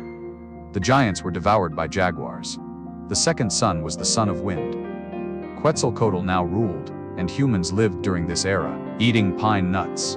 But Tezcatlipoca returned and cast down Quetzalcoatl with a blow of his foot. A great wind arose and destroyed everything. The humans were transformed into monkeys and scattered. The third sun was the son of rain. The rain god Teluk ruled this era, and humans ate an aquatic seed, but Quetzalcoatl caused fire to rain from the sky, destroying the world. The humans were transformed into turkeys. The fourth sun was the son of water. The water goddess Chalchuitlicu ruled. But a great flood destroyed this world, lasting for 52 years. The humans were transformed into fish. Now we live in the era of the fifth sun, the sun of movement. It was created at the ancient city of Teotihuacan, when the gods gathered in darkness to create a new sun. The god Nanahuatzin, a humble, sickly deity covered with sores, threw himself into a great fire and was transformed into the sun. Tenochtitlan, a proud god who had hesitated, jumped in afterward and became the moon. But there was a problem. The newly created sun refused to move. It hung on the horizon motionless, its heat threatening to burn the earth. The sun demanded blood. Only when the other gods sacrificed themselves, allowing Quetzalcoatl to cut out their hearts and offer them, did the sun begin its journey across the sky. This myth established the cosmic principle that would shape Aztec civilization. The sun requires sacrifice to continue its movement. The gods gave their lives to set it in motion. Now humans must continue the offering, or the fifth sun will end as the previous four ended. The patron deity of the Mexica was Huitzilopochtli, whose name means hummingbird of the south or hummingbird on the left. He was the god of the sun and of war, the deity who had led the Mexica on their long migration and guided them to the island where they saw the eagle on the cactus. The mythology of Huitzilopochtli's birth was central to Aztec religious understanding. His mother was Cotlicu, she of the serpent skirt, a primordial earth goddess. One day, while sweeping on the sacred mountain of Coatepec, Cotlicu found a ball of feathers and placed it in her bosom. She became pregnant. Her existing children, 400 sons called the Senson Huitznahua, and one daughter named Coyolxauhqui, were outraged at their mother's pregnancy. Led by Coyolxauhqui, they plotted to kill their mother before she could give birth. But Huitzilopochtli, fully formed and armed, burst from his mother's womb at the moment his siblings attacked. He wielded a weapon called the Zuocotl, the fire serpent, and he killed his sister Coyolxauhqui first, dismembering her body and casting it down the mountain. Then he pursued and killed his 400 brothers. This myth had many layers of meaning. At one level, it was an astronomical allegory, the sun Huitzilopochtli defeating the moon Coyolxauhqui, and the stars the 400 brothers at dawn. The great stone depicting Coyolxauhqui, dismembered at the base of the great temple's stairway, referenced this myth directly. Sacrificial victims who were cast down the temple steps reenacted Coyolxauhqui's death. At another level, the myth justified Aztec warfare and sacrifice. Huitzilopochtli was a warrior god who had killed his enemies at his birth. His people were warriors who provided him with the sustenance. He needed human blood and hearts. The cosmic order was maintained through combat and sacrifice. Not all Aztec gods were as fierce as Huitzilopochtli. Quetzalcoatl, the feathered serpent, represented a different dimension of the sacred culture, civilization, wind, and learning. The name Quetzalcoatl combines two words: Quetzal, the brilliant green bird whose feathers were among the most precious substances in Mesoamerica, and Acotl, meaning serpent. The image of a serpent covered with feathers was ancient in Mesoamerica, appearing at Teotihuacan centuries before the Aztecs. Quetzalcoatl had many aspects. As a god, he was associated with the planet Venus, which the Aztecs observed carefully. He was the wind god, Acatl, who swept the roads clean before the coming of the rain. He was a creator god who had descended to the underworld to gather the bones of previous humans and created the current race by mixing them with his own blood. There was also a legendary priest king named Quetzalcoatl, who ruled the ancient city of Chola. This figure was known for his piety and his opposition to human sacrifice. According to legend, he was tricked by Tezcatlipoca into committing shameful acts while drunk.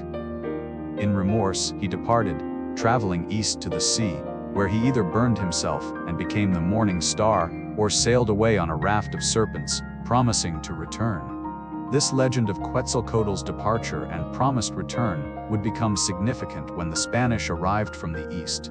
Whether the Aztecs actually believed Cortés might be the returning god, as some Spanish sources claim, is debated by scholars, but the legend was known and may have complicated the Aztec response to the invasion. If Quetzalcoatl represented civilization and culture, Tezcatlipoca represented darker powers: night, sorcery, discord, and change.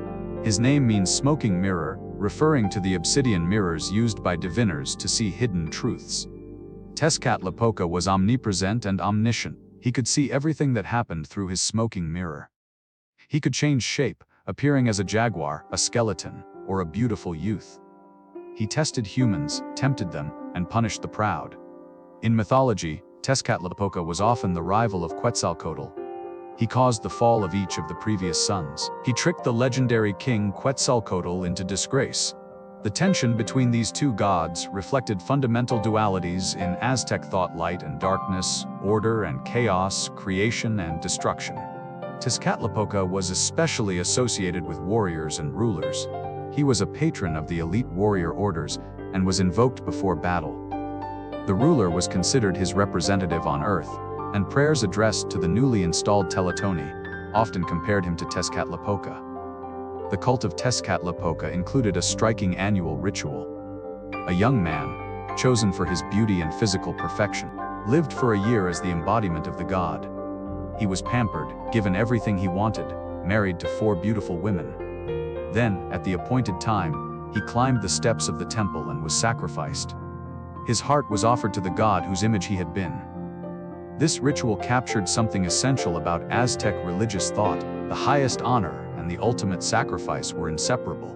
To be chosen by the gods was to be chosen for death. And death, in this context, was not an ending but a transformation. Alongside the fierce gods of sun and war stood an older deity whose worship predated the Aztecs by millennia: Tlaloc, the rain god. Tlaloc had goggle eyes, fangs, and wore a distinctive headdress. His image appears at Teotihuacan, centuries before the Aztec period, showing how deeply rooted his cult was. The Aztecs adopted him from the peoples they conquered, recognizing the importance of rain for their agricultural society. Tlaloc's shrine occupied the north side of the Great Temple, equal in position to Huitzilopochtli's shrine on the south side.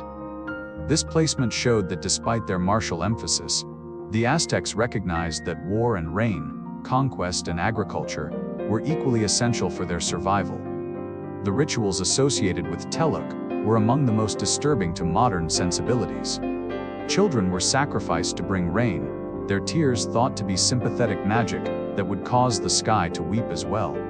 The children were often selected for certain physical traits, particularly those with double crowns of hair, believed to be favored by Tlaloc.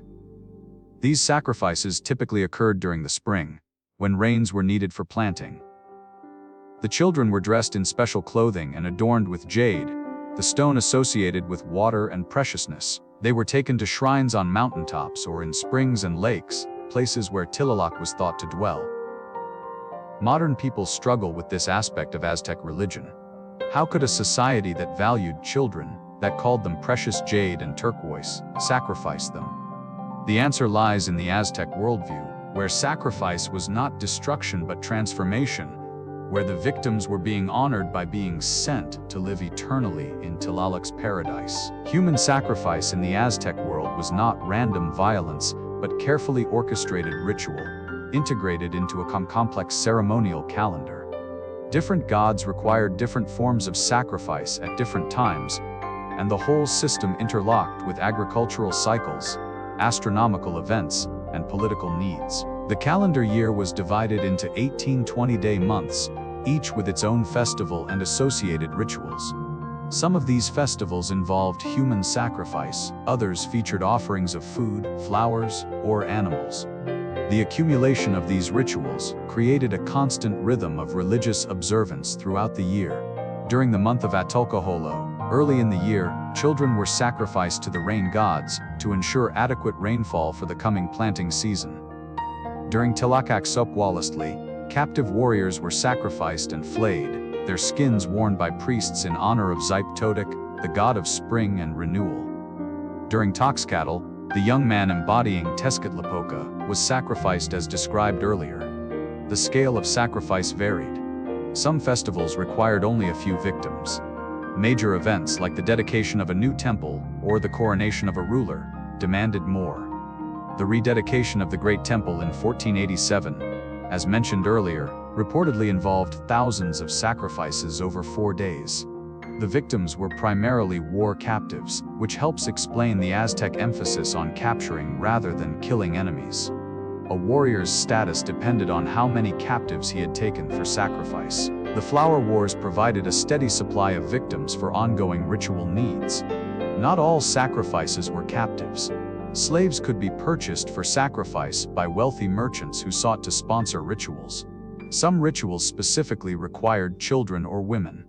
And at certain festivals, individuals might volunteer for sacrifice as an act of supreme devotion. What was it like to be sacrificed?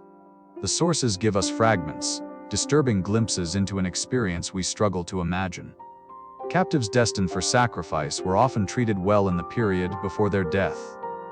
They might be housed comfortably, fed well, and given whatever they wanted.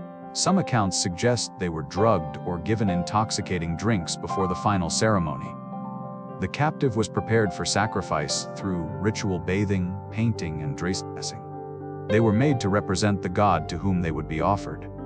In a sense, they were no longer themselves, but had become the deity's image on earth. The climb up the temple steps was the final journey. At the summit, priests waited. The captive was stretched over a curved stone, held by the arms and legs. The priest used a knife of obsidian or flint, volcanic glass sharper than steel. The chest was opened. The heart, still beating, was pulled out. The heart was placed in a stone vessel called a kuaxakali, eagle bowl. It might be offered toward the sun or in the direction appropriate to the deity being honored.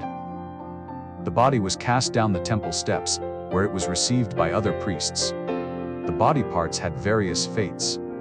The head was often placed on the tizampantli, the skull rack that stood near the great temple, and displayed thousands of skulls. The limbs might be distributed to the capturer and eaten in a ceremonial meal. The torso might be fed to animals in the royal zoo. These details horrify us, as they should, but we should also recognize that the Aztecs did not experience sacrifice the way we imagine it. For them, it was not murder but sacred duty. The victim was not being destroyed but transformed, sent to live forever in the paradise appropriate to those who died for the gods. To understand why the Aztecs practiced sacrifice on such a scale, we must try to see the world as they saw it. In the Aztec cosmological view, the universe was fundamentally unstable. The fifth sun could end at any time, as the previous 4 had ended. Only continuous sacrifice kept the cosmic machinery running. This was not a metaphor for the Aztecs. It was literal truth. The sun needed blood to continue its journey across the sky. The earth needed blood to produce crops. The gods who maintained reality needed constant feeding, or they would withdraw their support and the world would collapse. Moreover, the Aztecs believed they had been chosen for this task. The Mexica, with their patron Huitzilopochtli, were the people of the sun. They had been given the responsibility of feeding the sun and keeping the universe in motion. If they failed, it was not just they who would suffer, but all of existence. This sense of cosmic responsibility shaped everything.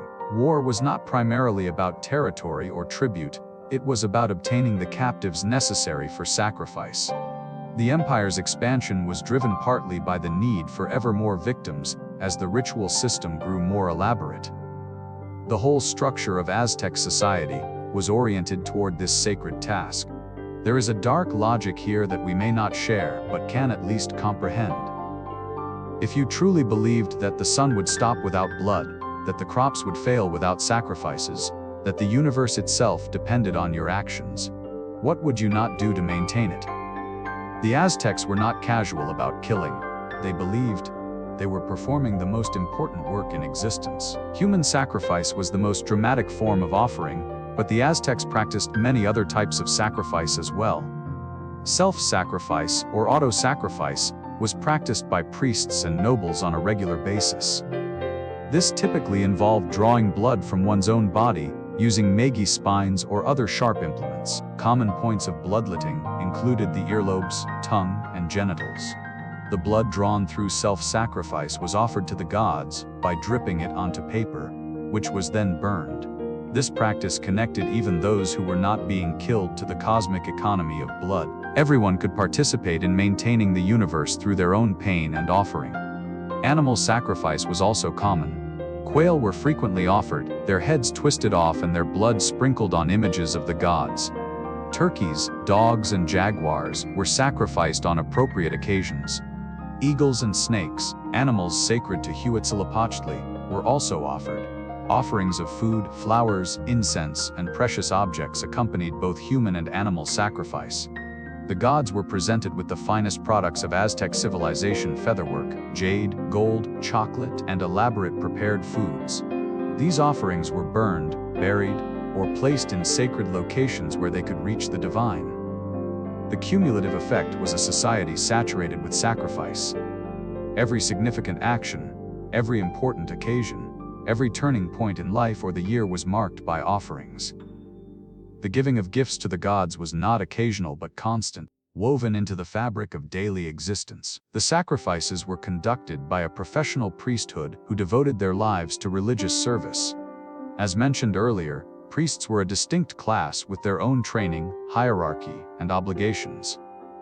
The priesthood was open to both men and women, though men held most positions of authority. Training began in adolescence at the Comicac and involved years of rigorous discipline: fasting, sleep deprivation, self-sacrifice, and memorization of the complex rituals and hymns.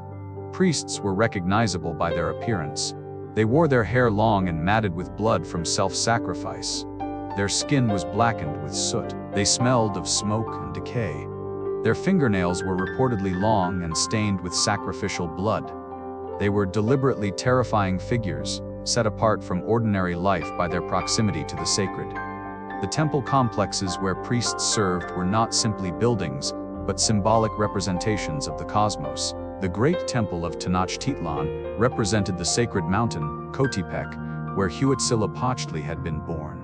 Its twin shrines represented the duality of the universe: sun and rain, war and agriculture, south and north. Within the temple precinct were numerous subsidiary temples dedicated to other gods, as well as facilities for the priests' living quarters, schools, storage for ritual equipment, and areas for preparation of sacrificial victims. The precinct was a city within the city, entirely devoted to religious activity. The temple faced east, toward the rising sun. The great staircase ran up the western face, so that victims climbing to sacrifice would be silhouetted against the sky. The orientation was precise. At the equinoxes, the sun rose directly between the twin shrines. Architecture and astronomy worked together to create powerful religious symbolism. The Aztecs sought to understand the will of the gods through various forms of divination. Priests specialized in reading signs and omens, interpreting everything from the birth dates of children to the flights of birds. The tonal poali, the Tuzu 6-day ritual calendar, was the primary tool for divination. Each day had a distinctive character determined by the combination of one of 20-day signs with one of 13 numbers. Some days were lucky, others unlucky. The character of one's birthday influenced one's fate throughout life. When a child was born, parents would consult a priest to interpret the birth date. A child born on a lucky day might be named immediately. One born on an unlucky day might have the naming ceremony postponed to a more favorable date. The birth date influenced predictions about what kind of life the child would have, and what kind of person they might become. Beyond the calendar, priests interpreted omens from natural phenomena. The appearance of comets or unusual stellar events was significant. Earthquakes, floods, and other disasters were read for meaning. The behavior of animals, especially birds, was watched carefully. Dreams were also important sources of divine communication. The Aztecs believed that the soul could travel during sleep and might encounter gods or receive messages. Particularly vivid or troubling dreams would be reported to priests for interpretation. In the final years of the Aztec Empire, omens reportedly multiplied. A comet appeared. The great temple caught fire from no apparent cause. Lake Texcoco boiled and flooded without rain or earthquake. These signs were interpreted as warnings of coming disaster, though no one could know what form that disaster would take. Aztec beliefs about what happened after death shaped how people lived and how they approached dying. As discussed earlier, The destination of the soul depended not on moral behavior, but on the manner of death. Most people went to Mictlan, the underworld.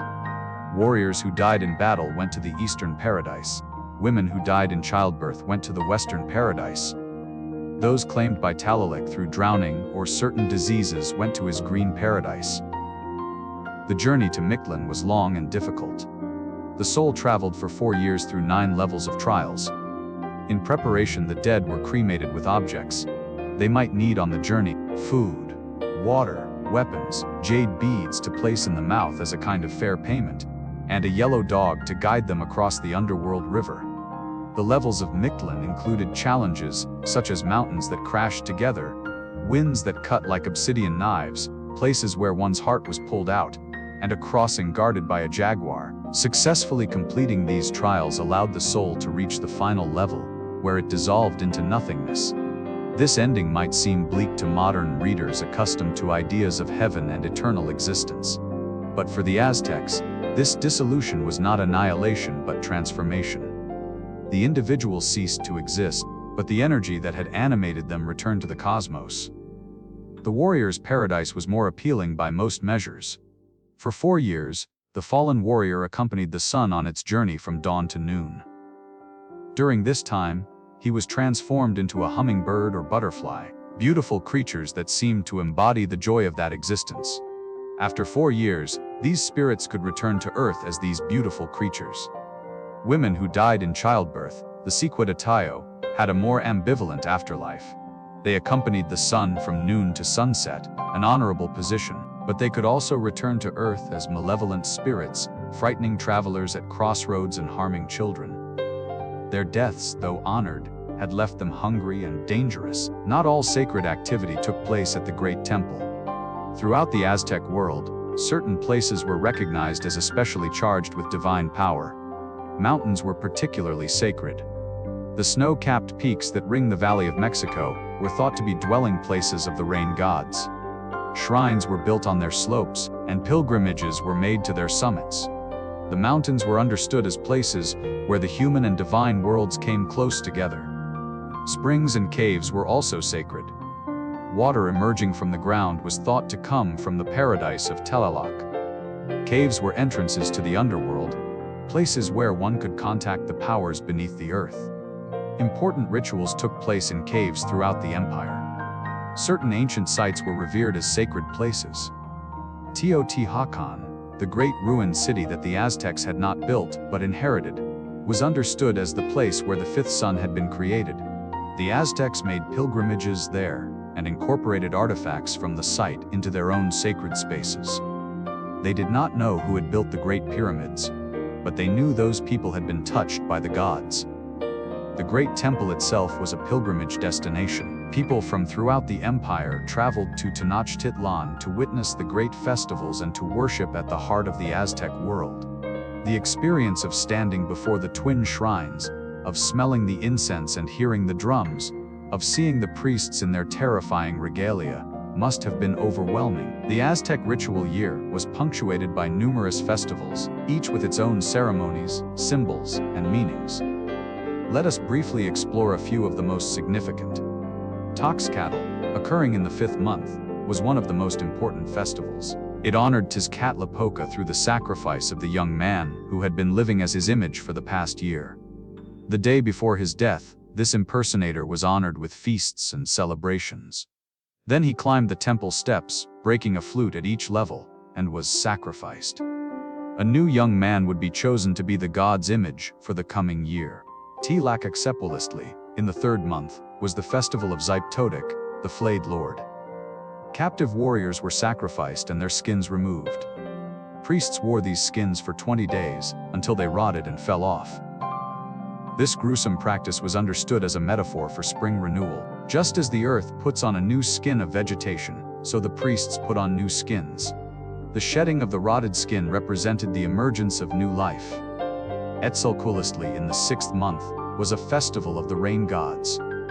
Priests fasted for 4 days, then bathed in the lake and engaged in ritual combat with reeds. The goal was to ensure adequate rainfall for the growing crops.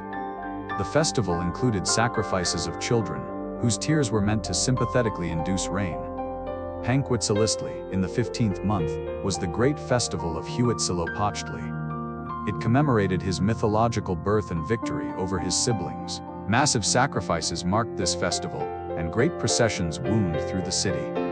This was the culminating festival of the martial aspect of Aztec religion. Each festival had its own music, dances, costumes, and prescribed rituals. The accumulated effect was a calendar saturated with religious meaning, where every period of the year brought its own sacred activities and obligations. Aztec mythology was not merely stories to entertain. It was a framework for understanding reality, a guide to proper behavior, and a source of identity for the people. The myths connected the present to the past. The Mexica understood themselves as the descendants of those who had left Aztlan, who had wandered for generations, who had found the eagle on the cactus. Every Aztec child knew these stories and understood their place in the continuing narrative. The myths connected humans to the gods. Every aspect of life had divine precedent. The gods had established the patterns that humans followed. To plant corn, to weave cloth, to make war, to sacrifice captives, all these activities repeated what the gods had done in mythological time. The myths connected life to death. The cosmic cycle of destruction and creation, the journey of souls through the underworld, the transformation of warriors into hummingbirds. These stories provided frameworks for understanding mortality. Death was not an ending but a transition, part of the larger pattern of existence. The myths were kept alive through ritual reenactment. When a priest wore the flayed skin of a sacrificial victim, he was not merely performing a ceremony, he was becoming Tenochtitlan, making present the mythological act of renewal. When a victim climbed the temple steps, they were not merely going to death, they were reenacting the sacrifice of the gods that had set the sun in motion. This is perhaps the key to understanding Aztec religion. The boundary between myth and reality, between past and present, between human and divine, was permeable. Through ritual, those boundaries could be crossed. The sacred could enter the ordinary world, and ordinary people could touch the sacred. The world the Aztecs inhabited was alive with spiritual power. Every natural feature, every object, every moment was potentially charged with sacred significance. This worldview is sometimes called animism, though that term doesn't quite capture its complexity.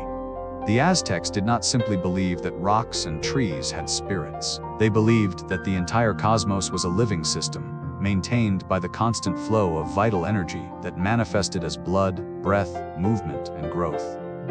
Within this living cosmos, certain beings had special roles. The gods were the most powerful, but there were also lesser spirits associated with particular places, times, or functions. The souls of ancestors could influence the living. Certain people, particularly priests and rulers, could channel spiritual power more effectively than others. This spiritual landscape was potentially dangerous. Powers that could help could also harm. Rituals that maintained cosmic order could also be directed toward destruction. Magic, which the Aztecs understood as the manipulation of spiritual forces, could be used for good or ill. Sorcerers were feared and sometimes punished. Certain forms of magic were considered legitimate divination, healing, blessing crops. Others were condemned, causing illness, controlling others' wills, harming enemies through supernatural means. The line between priest and sorcerer could be thin. Protection against malevolent spiritual forces required constant attention. Amulets and talismans warded off harm. Rituals at crucial moments, such as birth, marriage, and death, protected against spiritual vulnerability. The rhythm of the festivals maintained the broader cosmic order that protected everyone. As we conclude this exploration of Aztec religion, we have encountered a world radically different from our own, yet one that followed its own deep logic. The Aztecs believed they lived in a universe that required constant maintenance. The sun needed blood to continue its journey. The crops needed offerings to grow. The gods needed feeding to continue supporting human existence. This was not metaphor but literal cosmic necessity. In response to this understanding, the Aztecs built a religious system of remarkable complexity and intensity. They created a calendar that integrated agricultural, astronomical, and ritual cycles. They developed a priesthood trained in the ancient knowledge. They constructed temples that symbolized the cosmic order. and they practice sacrifice on a scale that has rarely been equaled in human history. We may find their practices horrifying. We may struggle to understand how people could believe what they believed and do what they did, but we should also recognize the internal consistency of their worldview, the grandeur of their religious imagination, and the seriousness with which they approached their cosmic responsibilities. The Aztec world was about to face a challenge its religion had not prepared it for: contact with a civilization that had completely different assumptions about the universe. When the Spanish arrived with their own god, their own cosmology, their own forms of violence, the collision would transform everything.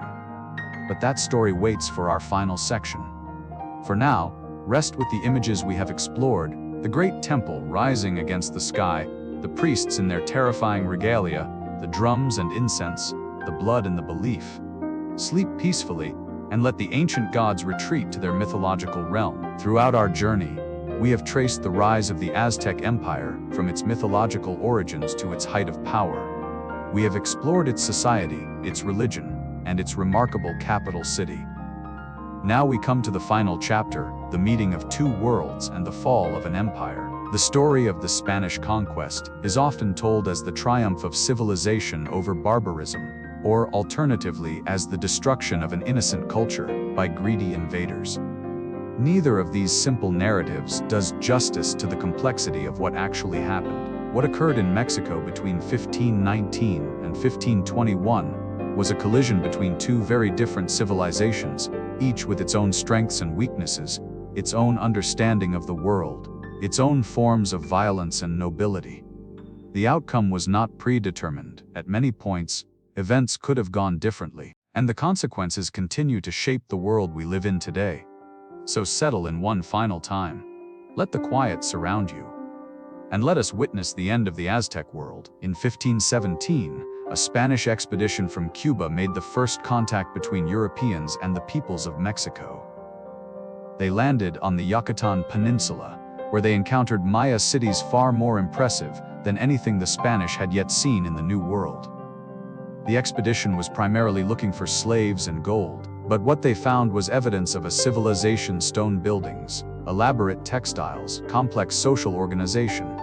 They also found fierce resistance. The Maya attacked and killed several Spaniards before the expedition withdrew. In 1518, another expedition followed. This one, led by Juan de Grijalva, sailed along the coast of the Gulf of Mexico, making contact with various peoples and hearing tales of a great empire in the interior, ruled by someone called Moctezuma. They traded for gold and returned to Cuba with exciting reports. The governor of Cuba, Diego Velázquez, organized a larger expedition to follow up on these discoveries. To lead it, he chose Hernán Cortés, a 33-year-old colonist who had been in the New World for 15 years but had not yet distinguished himself.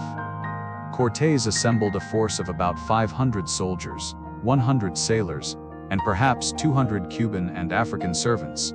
They had 16 horses, several small cannons, and numerous crossbows and firearms.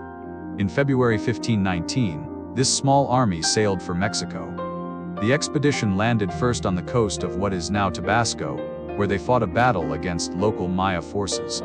The Spanish won decisively, thanks largely to the terrifying effect of their horses, which no one in the Americas had ever seen. After the battle, local leaders offered gifts and tribute, including a group of young women. One of these women would change the course of history. Among the women given to Cortés was a young woman whose Nahuatl name was Melantzin. The Spanish called her Marina. History knows her as La Malinche. Melantzin was originally from a noble family in the Aztec-dominated region. Through circumstances that are not entirely clear, possibly involving family intrigue or sale after her father's death, she had ended up as a slave among the Maya. She spoke both Nahuatl, the language of the Aztecs, and Mayan. Cortés already had a Spanish priest named Jeronimo de Aguilar who had been shipwrecked on the Yucatan years earlier and learned Mayan. Now, with Melantzin, he had a two-step translation chain: Nahuatl to Mayan to Spanish, and back again. But Melantzin quickly learned Spanish and became Cortés's direct interpreter. More than that, she became his advisor on the complex politics of the region, explaining relationships between different peoples, identifying potential allies and enemies, and helping him navigate the cultural landscape. She was also, eventually, his lover. She bore him a son, Martin Cortés, one of the first mixed-race children of the new colonial order. La Malinche's role in the conquest has been debated ever since. To some, she was a traitor who helped destroy her own civilization. To others, she was a survivor who made the best choices available to her in impossible circumstances. To still others, she represents the indigenous agency that is often overlooked in the conquest narrative. The Spanish did not conquer Mexico alone, but with the help of indigenous allies who had their own reasons for opposing the Aztecs. What is clear is that without her, Cortés would have been operating in the dark. She gave him ears to hear and a voice to speak. The conquest might well have been impossible without her. After the battle in Tabasco, the expedition sailed along the coast and landed near present-day Veracruz.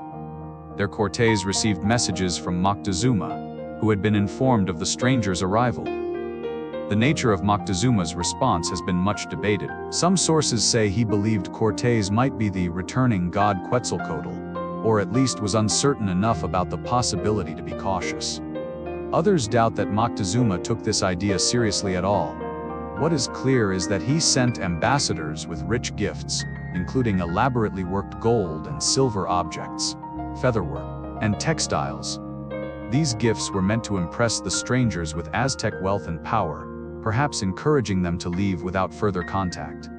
They had the opposite effect. The sight of so much gold convinced the Spanish that vast riches awaited them in the interior. Far from being deterred, they were now determined to reach Moctezuma's capital. Cortés took a dramatic step to prevent any retreat. He scuttled his ships, stranding his men in Mexico. They could now only go forward. The march to Tenochtitlan took several months and involved both diplomacy and combat. The crucial turning point came when Cortés encountered the Tlaxcalans. Tlaxcala was an independent state that had never been conquered by the Aztecs, though it had fought against them for generations in the Flower Wars. The Tlaxcalans initially fought the Spanish, testing these strange new arrivals.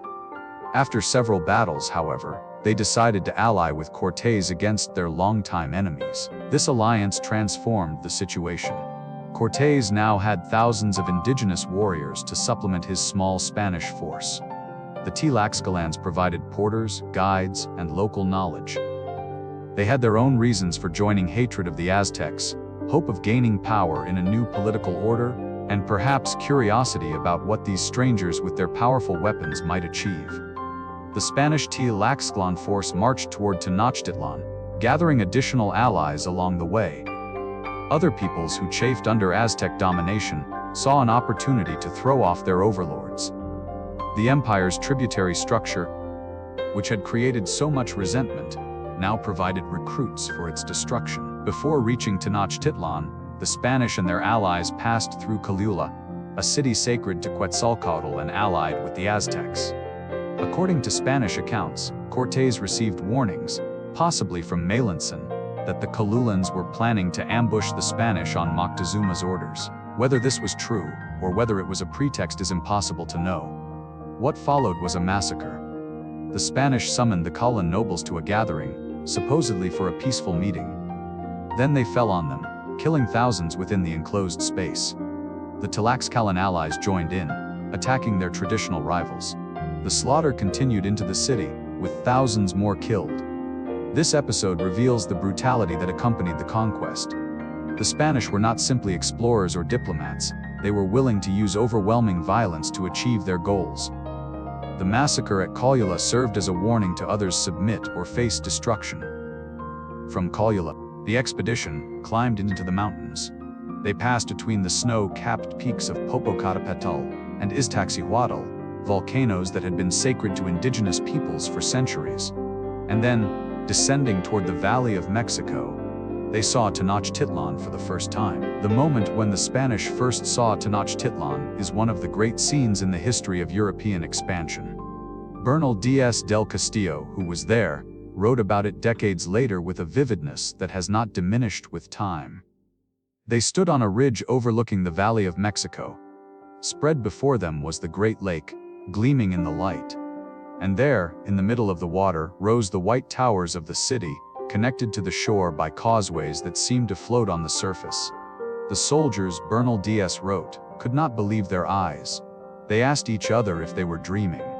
The scenes before them seemed like the enchantments in books of chivalry. Towers and pyramids and gardens rising from the water, it was like nothing they had seen or imagined. Some of the old soldiers, who had traveled to many lands and seen many strange things, said that of all they had seen, nothing compared to this. And these were men who had seen Constantinople and Rome and the other great cities of the old world. The population of Tenochtitlan at this time was probably around 200,000, making it one of the largest cities on earth. Certainly it was larger than any city in Spain, larger than London or Paris or any city the soldiers had known in Europe. Yet this glorious city was about to experience catastrophe. Within 2 years, it would lie in ruins. On November 8, 1519, Cortés and his forces entered Tenochtitlan across one of the causeways. They were met by Moctezuma himself, carried on a litter and surrounded by nobles and attendants. What exactly was said at this meeting is disputed. Spanish sources claim that Moctezuma acknowledged Cortés as representative of a great king from across the sea and essentially surrendered his empire. Indigenous sources, compiled after the conquest, present a more ambiguous picture of the exchange. What does seem clear is that Moctezuma welcomed the Spanish into the city and housed them in a palace that had belonged to his father. He showed them around the city, revealing its markets, temples, and gardens. He sent them gifts and provided for their needs. Why did Moctezuma act this way? This question has puzzled historians for centuries. Various explanations have been proposed. Perhaps he believed the strangers were divine, or was uncertain enough about their nature to be cautious. Perhaps he hoped to learn more about them before deciding how to respond. Perhaps he calculated that they could be controlled more easily inside the city than outside it. Perhaps he was following traditional diplomatic protocols that required hospitality to visitors. What we do know is that within days of their arrival, the Spanish seized Moctezuma as a hostage. He continued to rule nominally, but he was under Spanish control. Through him, the Spanish could give orders to the Aztec nobility and maintain a fiction of legitimate authority. This precarious situation lasted for several months. The Spanish explored the city, observed its customs, and began systematically looting its treasures. They were horrified by the evidence of human sacrifice at the Great Temple, and at one point tried to place Christian images there. Tensions grew, but Moctezuma kept the peace. The months the Spanish spent as guests and captors in Tenochtitlan gave them unprecedented knowledge of Aztec civilization. Their accounts, written during and after the conquest, provide much of what we know about the city and its culture. They marveled at the market of Tlatelolco, with its thousands of merchants, and its extraordinary variety of goods. They counted the products for sale and tried to compare prices to Spanish equivalents. They estimated the size of the crowds and described the organization of the space. They observed the religious ceremonies with a mixture of fascination and horror. They saw priests with matted hair and blackened skin. They smelled the blood and incense of the temples. They counted the skulls on the Tuzumpanli and estimated their numbers. They met the nobles and officials who ran the empire. They dined with Moctezuma, though they ate separately, and only glimpsed him behind his screen. They received explanations of Aztec history and cosmology, translated through the chain of interpreters. They also began to undermine the Aztec power structure. They extracted gold from Moctezuma and his nobles. They made alliances with factions within the city who might support them. They encouraged subject peoples to withhold tribute. Most significantly, they began spreading disease. The Spanish carried with them pathogens to which Europeans had developed immunity, but which were unknown in the Americas: smallpox, measles, typhus, and others. These diseases spread invisibly, often ahead of the Spanish themselves, killing millions in what would become the greatest demographic catastrophe in human history. In the spring of 1520, Cortés learned that a Spanish force had landed on the coast with orders to arrest him. The governor of Cuba had decided that Cortés was exceeding his authority and needed to be brought to heel. Cortés left Tenochtitlan with most of his forces to deal with this threat, leaving behind a garrison under Pedro de Alvarado. He marched to the coast, defeated the rival Spanish expedition, and convinced most of its members to join him instead. He now had a much larger force. But while he was gone, disaster struck in Tenochtitlan. During a religious festival, with thousands of Aztec nobles gathered in the ceremonial precinct, Alvarado ordered his men to attack. The Spanish and their Tlaxcalan allies fell on the unarmed celebrants, killing as many as they could reach. The massacre was worse than Caligula, and it occurred in the sacred heart of the Aztec capital. The reasons for the massacre are disputed. Alvarado claimed he had uncovered a plot against the Spanish and acted preemptively. Others suggest he was motivated by greed, hoping to seize the gold ornaments the nobles wore. Whatever the reason, the result was catastrophic. The people of Tenochtitlan rose in fury. They besieged the Spanish in their palace. They attacked any Spaniard who ventured outside. The alliance of convenience that had allowed the Spanish to remain in the city was shattered. Cortés returned to find the city in open revolt. He brought Moctezuma out to address his people, hoping to calm them. According to the Spanish accounts, Moctezuma was struck by stones thrown from the crowd and died of his injuries a few days later. Indigenous accounts suggest he was killed by the Spanish once his usefulness had ended. Either way, Moctezuma was gone, and with him any possibility of restoring the old arrangement. The Spanish were trapped in a hostile city of hundreds of thousands. On the night of June 30, 1520, Cortés ordered a desperate breakout. The Spanish and their allies tried to escape across the causeway in darkness and rain, hoping to slip away before the Aztecs realized what was happening. It didn't work. The Aztecs discovered the escape and attacked in force. The causeways, designed to be easily blocked, became death traps. The Spanish, weighted down with looted gold, struggled to move and fell into the water by the hundreds. The Aztecs attacked from canoes, pulling down soldiers and porters, capturing many alive for later sacrifice. By morning, when the survivors reached the mainland shore, perhaps half of the Spanish had been killed, along with thousands of their indigenous allies. Most of the gold was lost, along with the cannons and much other equipment. The Spanish call this disaster La Noche Triste, the Night of Sorrows. From the Aztec perspective, it was a great victory. The invaders had been driven out. The city was free. But it was not over. Cortés was wounded, and his force was shattered, but he did not give up. He retreated to Tlaxcala, where his allies received him despite the defeat. The Tlaxcalans had their own reasons for continuing the fight. Their ancient enmity with the Aztecs had not diminished. Over the following months, Cortés rebuilt his force. More Spanish arrived from the coast, including survivors from other expeditions and adventurers drawn by the promise of gold. The Tlaxcalans provided thousands of additional warriors. Meanwhile, an invisible enemy was doing more damage than any Spanish sword. Smallpox, introduced by the Spanish, swept through the Valley of Mexico. It killed hundreds of thousands, including the new Aztec ruler Cuitlahuac, who died after ruling only 80 days. Cuitlahuac was succeeded by Cotemoc, a young warrior who would lead the final resistance. He was perhaps 25 years old, nephew of Moctezuma, and he was determined to fight to the end. As 1520 turned to 1521, Cortés prepared for the final campaign. He had his men build 13 brigantines, small sailing vessels that could be carried over the mountains in pieces and assembled on Lake Texcoco. These ships would allow the Spanish to control the lake and cut off Tenochtitlan from resupply. In late May 1521, the siege of Tenochtitlan began. The siege lasted 75 days and reduced one of the world's great cities to rubble. The Spanish strategy was to cut off all supplies to the island city. The brigantines controlled the lake, preventing canoes from bringing food and water. The causeways were blocked by Spanish forces. The aqueduct that brought fresh water from the mainland was destroyed. The Aztecs defended with desperate courage.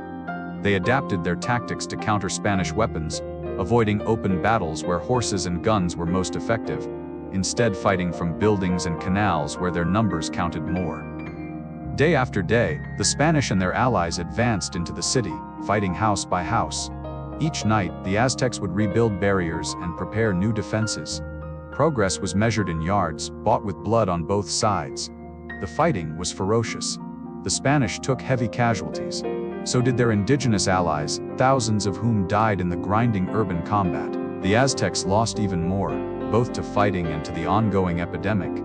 As the siege progressed, the Spanish began systematically destroying the city. They filled in canals, demolished buildings, turned the urban landscape into a wasteland.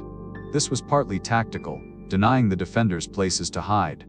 But it was also policy. Cortés intended to build a new city on the ruins, and that required the old one to be destroyed. Food ran out in Tenochtitlan. The people ate rats, lizards, weeds, bark. They boiled leather and ate it. Still they resisted. Cuauhtémoc refused all offers of negotiation. His warriors captured several Spanish soldiers and sacrificed them in sight of their comrades, their hearts cut out on the steps of the great temple. The message was clear: the Aztecs would not surrender. By mid-August 1521, resistance was nearly over. The Spanish and their allies controlled most of the city. The surviving defenders, perhaps 30,000 people, were crowded into a small area in the north. On August 13, Cuauhtémoc attempted to escape by canoe. He was captured by a Spanish brigantine. When he was brought before Cortés, he reportedly said, "I have done everything in my power to defend my city and my people. I can do no more. Do what you will with me."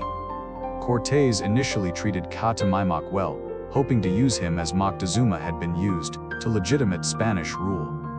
But 4 years later, during an expedition to Honduras, Cortés had him hanged, claiming he was plotting rebellion. With Cuauhtémoc's capture, organized resistance ended. The Spanish and their allies entered the final Aztec holdout and found a scene of horror: corpses everywhere, survivors too weak to move, the stench of death overwhelming. Estimates of the dead vary widely. Perhaps 100,000 people died in the siege itself. Many more had died from disease in the months before. Tenochtitlan, which had perhaps 200,000 residents before the Spanish arrived, was effectively destroyed. The date of the fall, August 13, 1521, marked the end of the Aztec Empire. An empire that had dominated Mesoamerica for less than a century was gone. The fall of the Aztec Empire has generated much analysis and debate. How did a few hundred Spanish conquer an empire of millions? Several factors contributed to the outcome. Technology mattered, but not as much as popular imagination suggests. Spanish swords, armor, guns, and horses gave them advantages in battle, but not overwhelming ones. The Aztecs quickly adapted their tactics, and most of the fighting was done by indigenous allies using indigenous weapons. Disease was probably the most important factor. Smallpox and other European diseases may have killed half or more of the native population in the first years of contact. This devastation weakened Aztec military capacity, disrupted their political organization, and demoralized survivors who saw their world dying around them. Politics mattered enormously. The Aztec Empire was not a unified state, but a tribute system that had created many enemies. The Tlaxcalans, the Totonacs, and many other peoples joined the Spanish not out of love for the strangers, but out of hatred for the Aztecs. Indigenous allies provided the majority of the fighters who besieged Tenochtitlan. Leadership on both sides made a difference. Cortés was bold, resourceful, and lucky. He made crucial decisions at crucial moments that could easily have gone wrong but didn't. Moctezuma's response to the Spanish was hesitant and perhaps overly cautious, though whether different decisions would have changed the outcome is impossible to know. Finally, there was an element of chance, of contingency, of events that could have happened otherwise. If Moctezuma had attacked immediately, rather than welcoming the Spanish into his city. If the Alvarado massacre had not occurred. If disease had spread differently or more slowly. History is not inevitable, and the conquest was not predetermined. The fall of Tenochtitlan was not the end of resistance. Fighting continued for years as the Spanish and their allies extended control over the former Aztec territories. Some areas were not fully conquered for decades. But for the indigenous peoples of Mexico, the conquest initiated a catastrophe of almost unimaginable proportions. The population collapsed. Before contact, perhaps 20 to 30 million people lived in what is now Mexico. A century later, the population was perhaps 1 to 2 million. Disease, warfare, famine, and the brutal labor systems imposed by the Spanish killed perhaps 90% of the indigenous population. The survivors found their world transformed beyond recognition. The old gods were overthrown, their temples demolished, their priests killed or converted. A new religion was imposed, brought by Franciscan and other missionaries who followed the conquistadors. The Spanish built their new colonial capital directly on the ruins of Tenochtitlan. The great temple was torn down, and a Christian cathedral rose on or near the spot. The lake was gradually drained over the following centuries. The chinampas disappeared. The causeways became streets of a Spanish city. But indigenous peoples did not simply vanish. They survived, adapted, and shaped the new society that emerged. The colonial culture of Mexico was never purely Spanish. It was a fusion, sometimes forced and sometimes creative, of European, indigenous, and African elements.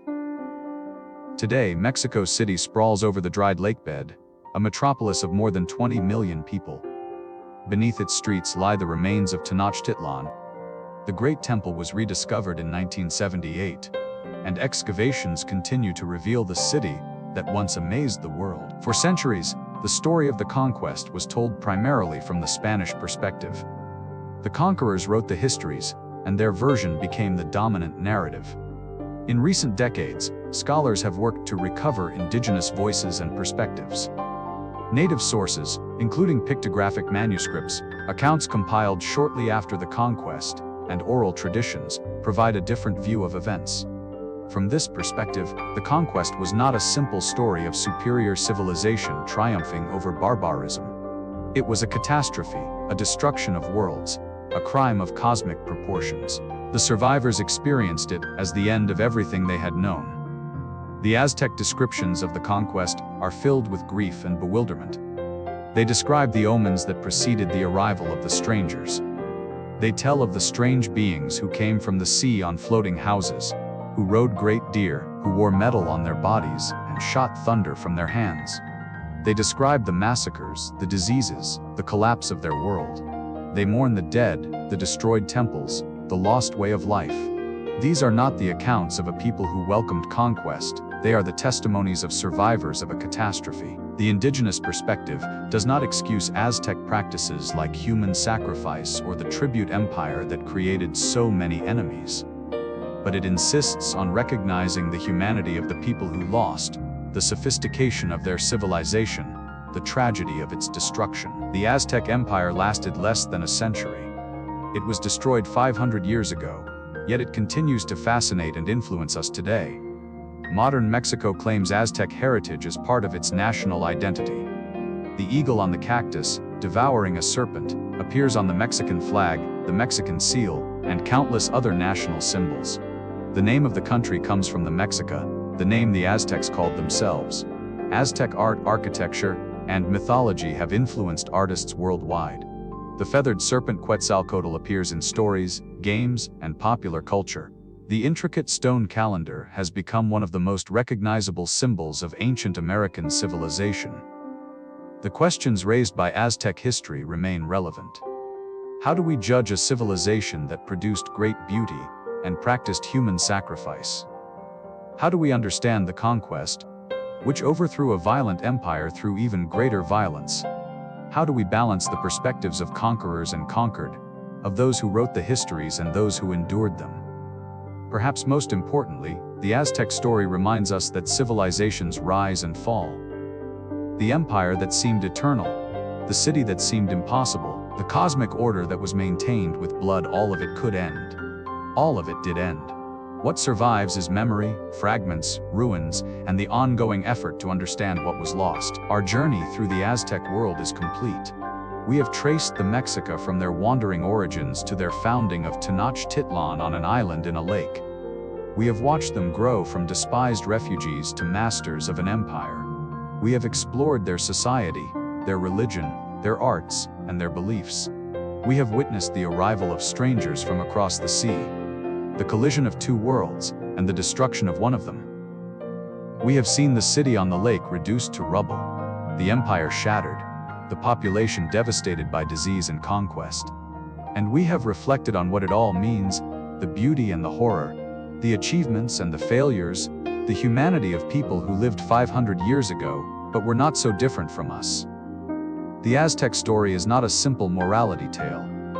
It does not offer easy lessons about good and evil, civilization and barbarism, progress and decline. It offers something more valuable: complexity, strangeness, the opportunity to encounter a world different from our own. As you drift towards sleep, perhaps you can imagine once more the city on the lake.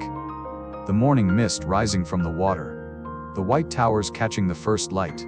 The canoes gliding through the channels. The market coming to life. The priests climbing the temple steps. The drums beginning their eternal rhythm. That world is gone now. It exists only in memory, in fragments, in the stories we tell. But for a moment, in your imagination, it can live again. Sleep well, dream of ancient cities, and remember that even the greatest empires are built on uncertain foundations, sustained by beliefs that their people never questioned, and vulnerable to forces they never imagined. Good night.